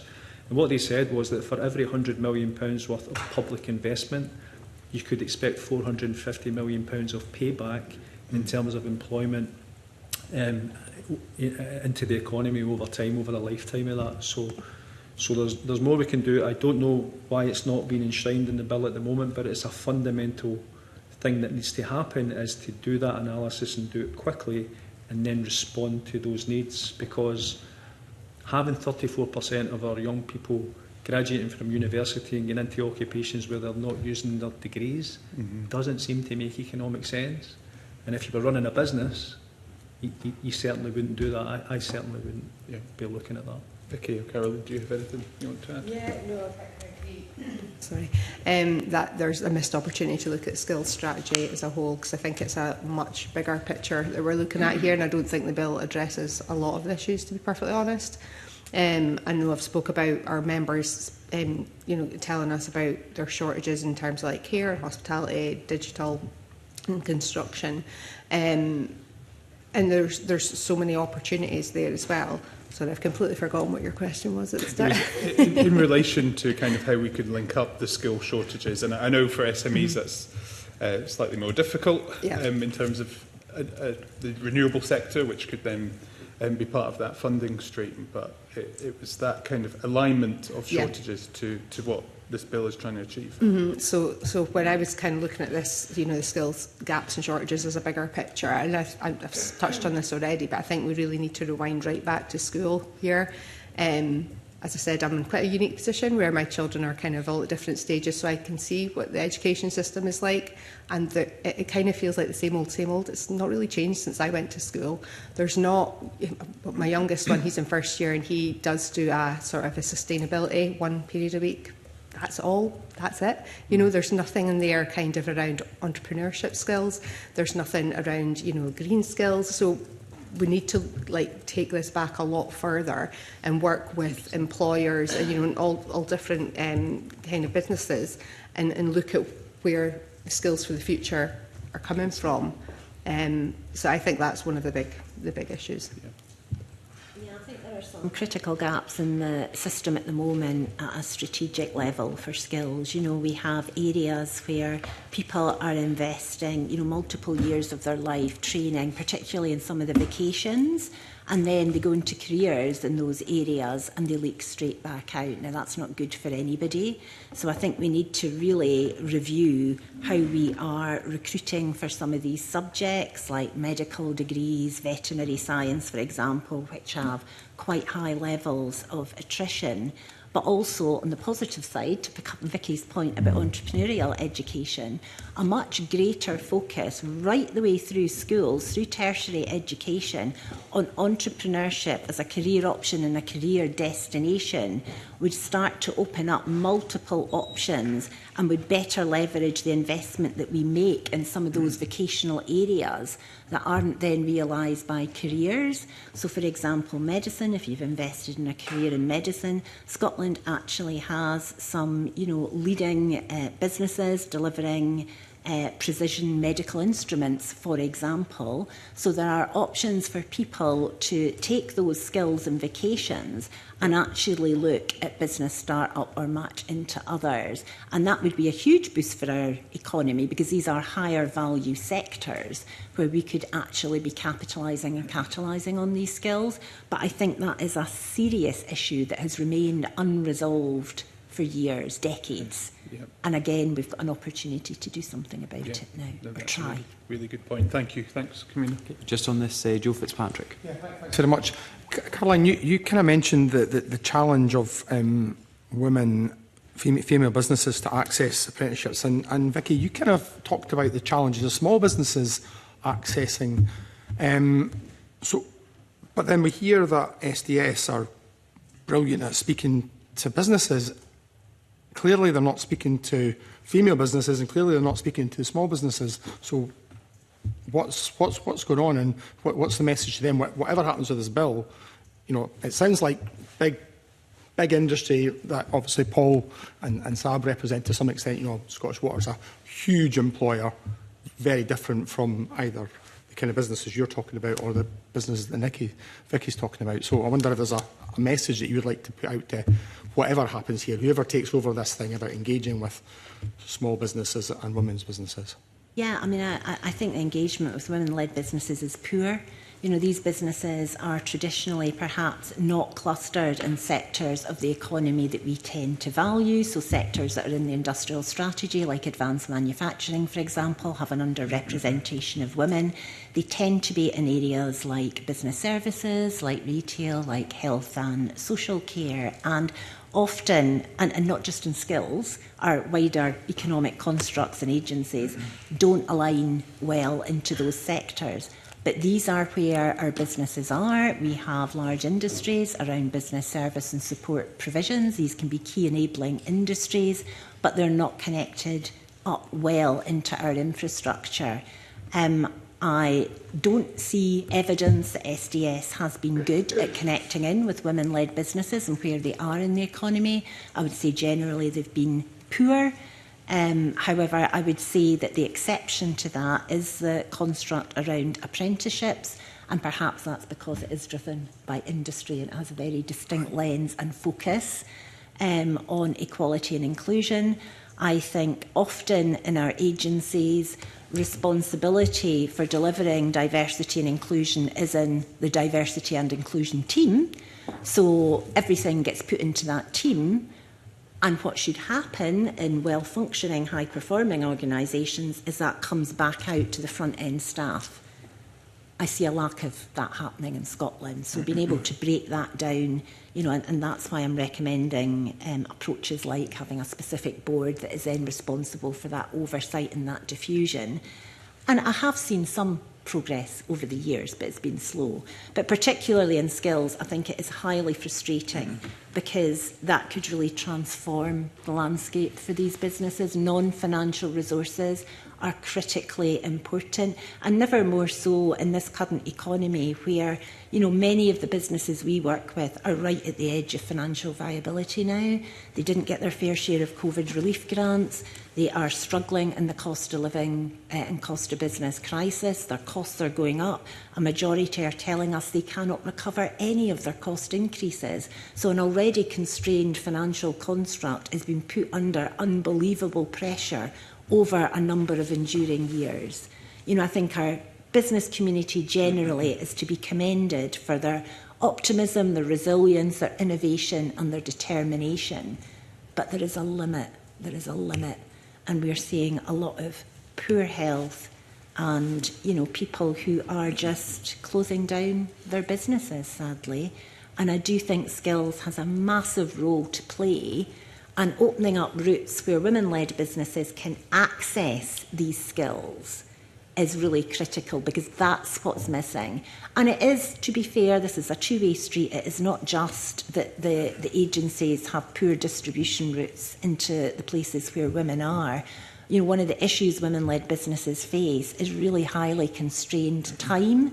I mean, again, for all the reasons I've talked about, if you are trying to finance your business against, you know, almost unsustainable headwinds, then you are significantly challenged with your time. You have little opportunity to actually make time available to find out where the help and support is. And that is often what we hear repeatedly with the businesses that we work with. I didn't know it was available. Oh, you're using apprenticeships. How did you get them? Where was that? What do you need to do? So there are, you know, multiple issues that intersect into this particular situation. But again, today, I am just so hopeful that we have an opportunity to really change that and bring about the kind of meaningful change that can transform people's lives in Scotland. And I don't think we always get those opportunities. But to me, that is an opportunity that is here in front of us with this bill, if we can embed a gender-specific lens throughout it. So, thank you. Vicky. Yeah, so as I said, we've got good representation in terms of some of our small businesses through SDS. I think the challenge with the term SME is that can mean a one-man band up to 250 employees, and the challenges across the different, you know, sizes of organisations are really different there. So I think we can definitely do more in terms of the smaller scale businesses. I think the larger ones probably find it easier in terms of navigating apprenticeships and funding. You know, they've got more resources. But I think we can probably do more around those smaller scale businesses and providing, you know, present it as an opportunity for them and something that they can access. So there's definite work to be done on that. Okay, thank you. Paul. I think it's a great point, and it has been a challenge for many, many years, particularly because the make-up of Scotland's economy is very much made up by SMEs and micros. I think the last time I looked, it was about 97% of our economy was made up from SMEs and micro businesses. I think for apprenticeships specifically, it is interesting when you look at the data, actually, because if you look at the financial system within SDS, where it's recorded in terms of what organisations apprentices work for, well, you might naturally think it's big employers. It's actually not. There's about 12,000 employers who use apprentices in Scotland at the moment, and the vast majority of them are from SMEs and micros. So apprenticeships are heavily utilised by that part of the economy. There's clearly much more you can do. I think from a SAB perspective, you know, Vicky has people from SSB involved in it as well. Looking at the Chamber of Commerce being involved, trade bodies, you know, different organisations who can bring some of the perspective and views of SMEs and micros to the table and feed that in. But it is a challenge, undoubtedly, and there's certainly more that can be done. I think one of the things SAB had been looking at, again, when looking at international best practice, if you look at Germany, for example, in terms of the way the dual system works over there, and the way that employers are all members, they actually pay like a membership fee, and they're all stakeholders in the system. They are actively engaged through their chambers. So there are things that other countries do, which we have looked at, probably a bridge too far for us at the moment, but certainly thinking about, again, from SDS and SAB, how do you get those 12,000 employers much more actively engaged in the system, give them a stake in the system and help them to be active participants in it is something we were looking at as something to try and do more of prior to the kind of potential pending changes and reform. Thank you. Willie Rennie. So, Caroline, I like your sunny optimism, but why do you think the SFC is any more suitable about meeting the needs of businesses run by women than the current setup? To be clear, I don't. I think what we have is the opportunity to embed a mandatory governance structure that would make a real difference. So it is not that I favour one set-up over the other. But you favour the bill? I favour the bill and the change it could bring. The fact that we could actually mandate women's representation, a board that would seek to target and deliver the interests of women-led businesses. But why can't we do that just now? Well, we could. We absolutely could do that, yes. Okay. Paul, you'll have seen extensive criticism, not just from the Withers report, but also from Audit Scotland. What's your response to that criticism? What was that, sorry, William? The criticism from Audit Scotland of the landscape and SDS, and also the Withers report. What's your response to that? I think I'd kind of given my response earlier in terms of the views of SAB and the employers that are engaged in that. Personal view in SDS, I think I said this already, I think they've been pioneers and they have really shaped the system. Sometimes when you're trying to effect change within the system, how that's received can be difficult because you are trying to change your culture. So I think SDS would probably hold their hands up and say there's things they could do better. I think one of the core issues that I've mentioned already is they have strong employer engagement, they are good at engaging with business and understanding business needs. They convert that into solutions that businesses need. The challenge at the moment, Willie, would be around about the availability of resources and funding to support the solutions that they have, which is not going through into the system. But it's more than just do better, isn't it? I mean, James Withers was pretty scathing. I mean, I've got some of the quotes here which I won't go through, but it's pretty scathing. So it's not just do better, it's you have to change, we have to bring all the funding together to deliver that cultural change. So your assessment's much more modest, isn't it, of it? So you think that this is a dangerous step to go do this? Yeah, I think SAB are not convinced that this is the right step. And cultural change takes a long time. And going back to the points that were made earlier, there are urgent priorities to be dealt with now. Businesses are struggling with resources and with finding skilled people right now. So the type of kind of cultural change that's envisaged can take a very long time to play through into the system. And sometimes structure is the kind of tempting thing to do, but it doesn't really affect the type of change that you're looking to deliver. I mean, I suppose the danger is if we don't go ahead with this bill, it might just be an indication that we're happy with the status quo. So if the bill wasn't to go ahead, what do you think would be required to make the changes at the SDS that were indicated in those various reports? I think it goes back to the points I've kind of made consistently here today, Willie, which is I think we need to do a proper analysis of the labour market, the skills demand. I think SDS have some of the capability to do that, but they need properly resourced to do it effectively. So it's money, is it? Money is a factor in resources, but being able to do that effectively and to look at that not just from an SDS perspective, because obviously their focus has been apprenticeships and national training programmes, career services, but to look at that in its entirety in terms of the system. What are we delivering for the 3.5 But is that not getting done already? I mean, have they not tried to do that already? Why not? It's just not happening. It's not happening. Some of the challenges that we have at the moment have been systemic issues for many, many years. And the system is producing a lot of people and a lot of investment, but not in the areas of the economy. If it's systemic, why do you not have to change the structure to make that? I mean, if you're right, I mean, it has been tried for years. Yep. But surely you can't just keep on doing the same thing over and over again and expecting different results. But it depends upon what you think about the structure and how it's been what is informing and shaping the structure. So a lot of actually demand is being driven by the learner, what the learner would like to do, the qualifications they would like to do. Without, those qualifications naturally leading to jobs at the end of the day where they will use them. And it goes back to the fundamental point that I mentioned earlier, Willie, which is, if you look at the 80 apprenticeships, the 14 graduate apprenticeships, the national training programmes and the provision that's in there, they are very closely aligned to economic need, to the needs of business, to employers. They've been designed with employers. Can you say the same thing about the funding that's been used in education? I don't think you can. So there's nothing. So that's an indication that you're satisfied with the status quo, though. You're saying it's closely aligned, which is one of the...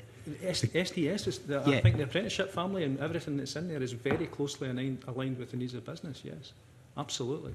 I think there's slight contradiction in what you're saying, because you're saying the system just now needs to change, but you're quite happy with the system. SDS are one part of the system. And what I'm saying is that the part that relates to apprenticeships and national training programmes is functioning pretty well from an employer perspective. Well, why did Withers and the Audit Scotland criticise it so much?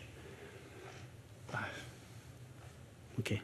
It certainly wasn't the feedback that we gave from a SAB perspective. And I think I said earlier that when we met with James, he actually did say he didn't want to look in the rear view mirror too much, which felt like an opportunity missed.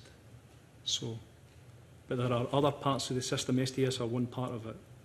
The fact that we invest a lot of money in other parts of the system without any clear, tangible, demonstrable kind of impact, that's the bit that needs the scrutiny. Okay, thanks, Convener. Thank you. Pam Duncan-Glancy. Thank you. I just want to be clear. I think there's an opportunity to drive massive change here, whether it's through the bill or whether it's through the existing system. My point, to be absolutely clear, is that women and women-led businesses are being wholly missed currently, and there's an opportunity to change. How that change is delivered, okay. I don't see one side or the other. Sorry, I just want to be really clear about that. Okay. Thank you. No, you've got that on the record now. Pam Duncan-Glancy. Thank you, Convener. And on that, I will go with my questions, particularly to Paul Campbell on SAB, and then run into the other one on equalities, if that's all right, Convener. Does that work? Okay, thank you. Good, I was going to say good morning, good afternoon.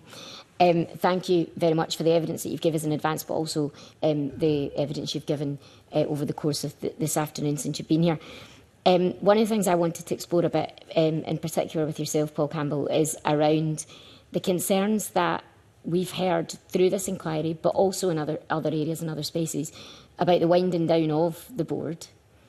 And I suppose my first question is, what has been communicated to you, to the members of the board, and to employers and apprentice voices during this transition? So initially, exactly as you had kind of described it there, from the point of view of SAB would be wound down at the 1st of April. From a kind of change and transition point of view, being an active group of 80 employers who are working very actively in the system and trying to effect positive change, the whole idea of being wound down doesn't feel very motivational. However, we have had constructive conversations with the team at government. What they have communicated to us is that SAB will continue in its current shape and form during the transitional phase until such times as, if the bill goes through, and new structures would be put in place. So I think from SAB's perspective, we have been emphasising and stressing that we want a surety and certainty that the structures that will come in will deliver what the system needs to deliver before SAB could be taken out. And I think, to be fair, the government team have heard that, and they have said that SAB will continue in its current form. And do you think there's any reason why the bill couldn't replicate SAB as the structure that it puts in? I mean, it doesn't just now, but is there any reason why it couldn't? Absolutely not. I think... it was almost, Willie was saying, it was kind of contradictory what I was saying. Some of Withers was actually contradictory, because it said SAB is a fantastic example of employer engagement and how active employers in the system can really make a difference and make an impact. However, we should wind it down and do something different. So, SAB absolutely could exist within the format that it has at the moment going forward. Our view within SAB actually would be that we could build upon SAB as a leading example of employer participation and engagement, and use that as the vehicle to shape and inform the system, and pull on it more and use it more. And if that were to be the case, presumably within the if the structural parts of the bill, the changes to the structures that the bill proposes remained, and therefore you would presumably be included in the area around the committees and the employer network, I think, that's proposed within the SFC. How would that affect you? I don't know at the moment, to be honest. We'd have to know the terms of reference, etc., for the committees and who might be involved, who would participate from SAB, and the willingness to participate in that new structure going forward. So I think that's unknown, unfortunately. And has the Minister or the Government at any point explained the rationale for previously saying they'd wind you down, now saying stay until we've gone through a transition period, and now the bill says create a new version of you? Not explicitly explained the rationale. I think it's more been a process of engagement and conversation and consultation on an ongoing basis, and perhaps a kind of recognition that actually the functions of SAB and what it does at the moment are really important, and therefore during a transitional phase it's important to try and maintain that. In particular, standards and frameworks, who approved the standards and the frameworks, and the apprenticeship approvals group as well. So I think there's been a recognition that actually the functions of SAB and what it does are important to try and maintain that during transition. It's kind of where we've evolved to over time. So which particular parts of SAB then would need to be replicated in the legislation in order to preserve what you say is a success in the model? Yeah.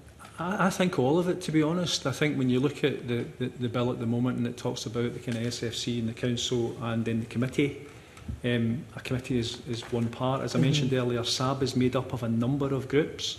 So you have the employer engagement group, you have an equalities group which focuses on equality issues, diversity, underrepresented groups. They've done fantastic work on that they're keen to move on.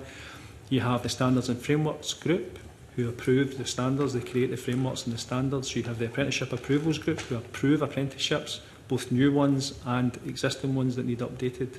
And then you have an apprentice engagement group as part of that as well.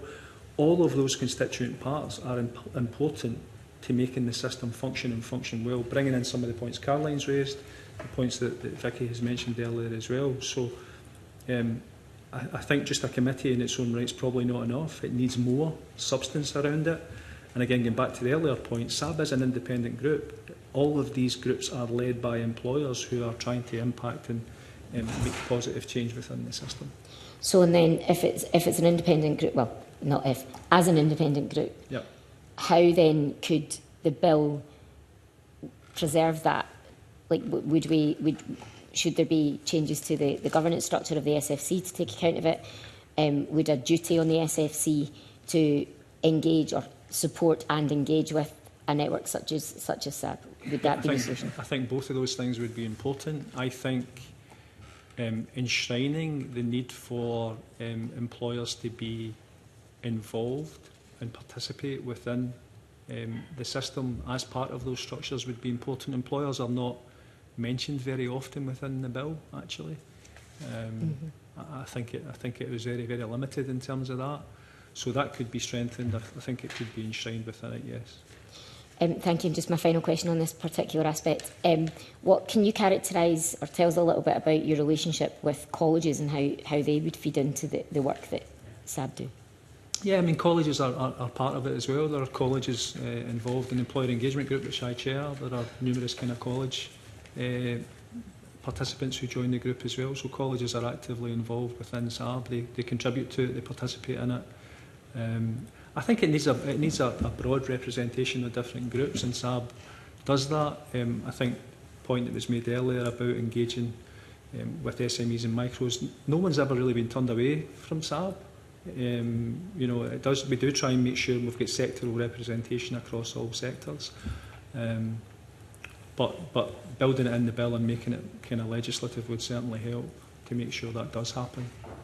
Thank you. I appreciate that. And then I just wanted to talk a little bit about some of the equalities aspects. And I know that, Paul, you've just mentioned the subgroup. So I'll maybe return to that. But if I could start with by asking Caroline Curry, thank you for the evidence. I think it's really, really important. And what I've heard coming across is that the current system isn't serving women well. Do you think that should there be duties within the bill to mandate, for example, disaggregated data on participation and achievement by gender and background? Yes.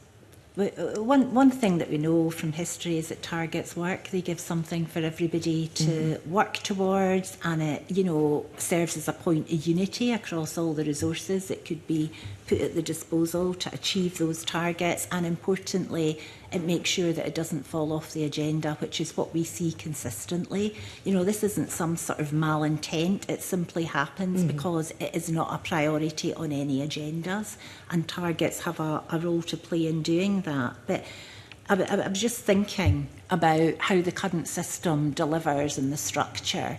And I think one of the biggest issues we see is that the current skills system is not, arguably, with some exceptions, Paul, clustered around the user journey. It's often clustered around industry needs or the needs of large corporates, sometimes the SME community, but not always. And within that, if I'm thinking about the resources that the businesses we work with have talked about or refer to, support with maternity leave, support with women who are out the workplace because of unpaid care commitments, it can often just suddenly rear up and disrupt your careers. They are being supported back into work by programmes, none of which are funded by the SFC or Skills Development Scotland. So that is one indication of where the current system, to me, is broken. And those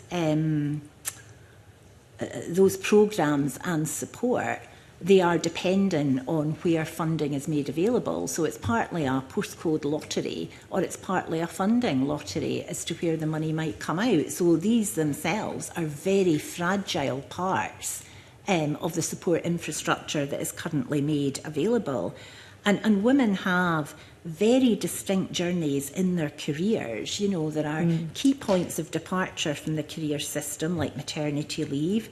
I've mentioned unpaid care. There are also the structural inequalities in the systems that they have to navigate. So actually having a skills system and set of resources that aligns to those very distinct experiences would be a huge help in support, in better aligning our skills and our people and our businesses than the current system provides, and arguably better return on investment for the money that is invested. So is there a mechanism then in the bill, or could there be a mechanism in the bill that would better reflect some of those programmes that you spoke about and better direct attention to them, basically?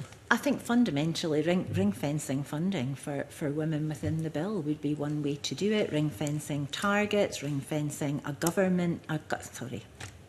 governance structure.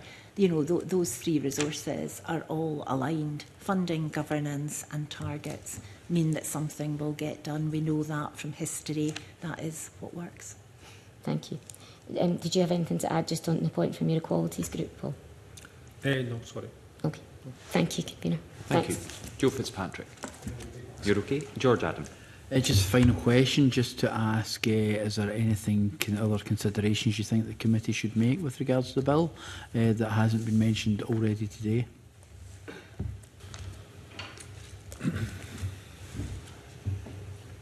I take that silence means no. I think I mentioned most things. I'm trying to think if there's anything I haven't, to be honest, but just no.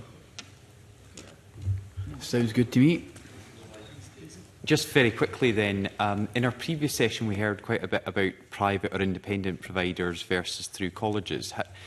Could you tell us a bit about your interaction with private providers as businesses and business organisations, and how that compares to those apprenticeships through colleges and such like? Yeah, I mean, certainly speaking from my own perspective in terms of as an employer, if you like, rather than just through SAB, We engage with a number of private training providers to provide apprenticeships, and the quality is pretty good, to be honest. Don't really have any complaints about it. They are servicing a need for us, and there are some fantastic providers out there. And we work with colleges as well, so you know, there is good provision across the system. Is there a noticeable difference between the two? Are the independent private ones more agile in changing to your needs, or can colleges do that effectively as well? I think colleges, to be fair on them, pretty responsive as well. I think the uncertainty in the bill is, if much more went through the college sector, would they have the resources, the provisions, the assessors, etc., to be able to provide the type of services that employers need? But yeah, I mean, generally the kind of provider network do a good job, I would say. Don't have any complaints with it. And as I understand it, they do it at a pretty reasonable cost as well. So from a cost perspective, they tend to be quite efficient in their delivery. So providers, as I understand it, only receive funding from SDS, whereas colleges receive some funding from SDS and also SFC. Okay. Ms Manson? I don't really have a view on colleges, to be honest. It's only independent training providers we've got, so I don't really have anything to add to that. And are content with the service provided through those independent providers? Yeah, out with the kind of funding issues, I suppose. There's not really any complaints around how it's delivered. Okay. Ms Curry? Nothing really to add. The lack of access is the issue, so therefore there is very little to report back on, good or bad. Yeah. Okay. Can I, on behalf of the committee, thank you all very much for your time this morning and this afternoon and the evidence you've provided. I'm just going to continue with the committee's work to allow you to pack up so we can keep on going. But thank you very much for that session. The next item on our agenda is consideration of two items of subordinate legislation. The first is SSI 2025-121, the Teachers' Pensions Remedial Service Scotland Amendment Regulations 2025. This instrument is being considered under the negative procedure. Do members have any comments to make about this instrument? No. Is the committee agreed that it does not wish to make any recommendations in relation to this instrument?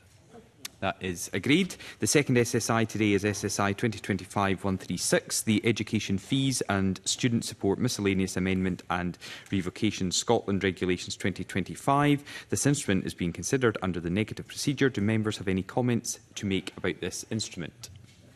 Nope. Is the committee agreed that it does not wish to make any recommendations in relation to this instrument? That is agreed. That concludes the public part of our proceedings. The committee will now move into private session to consider its final agenda items, and I suspend this meeting.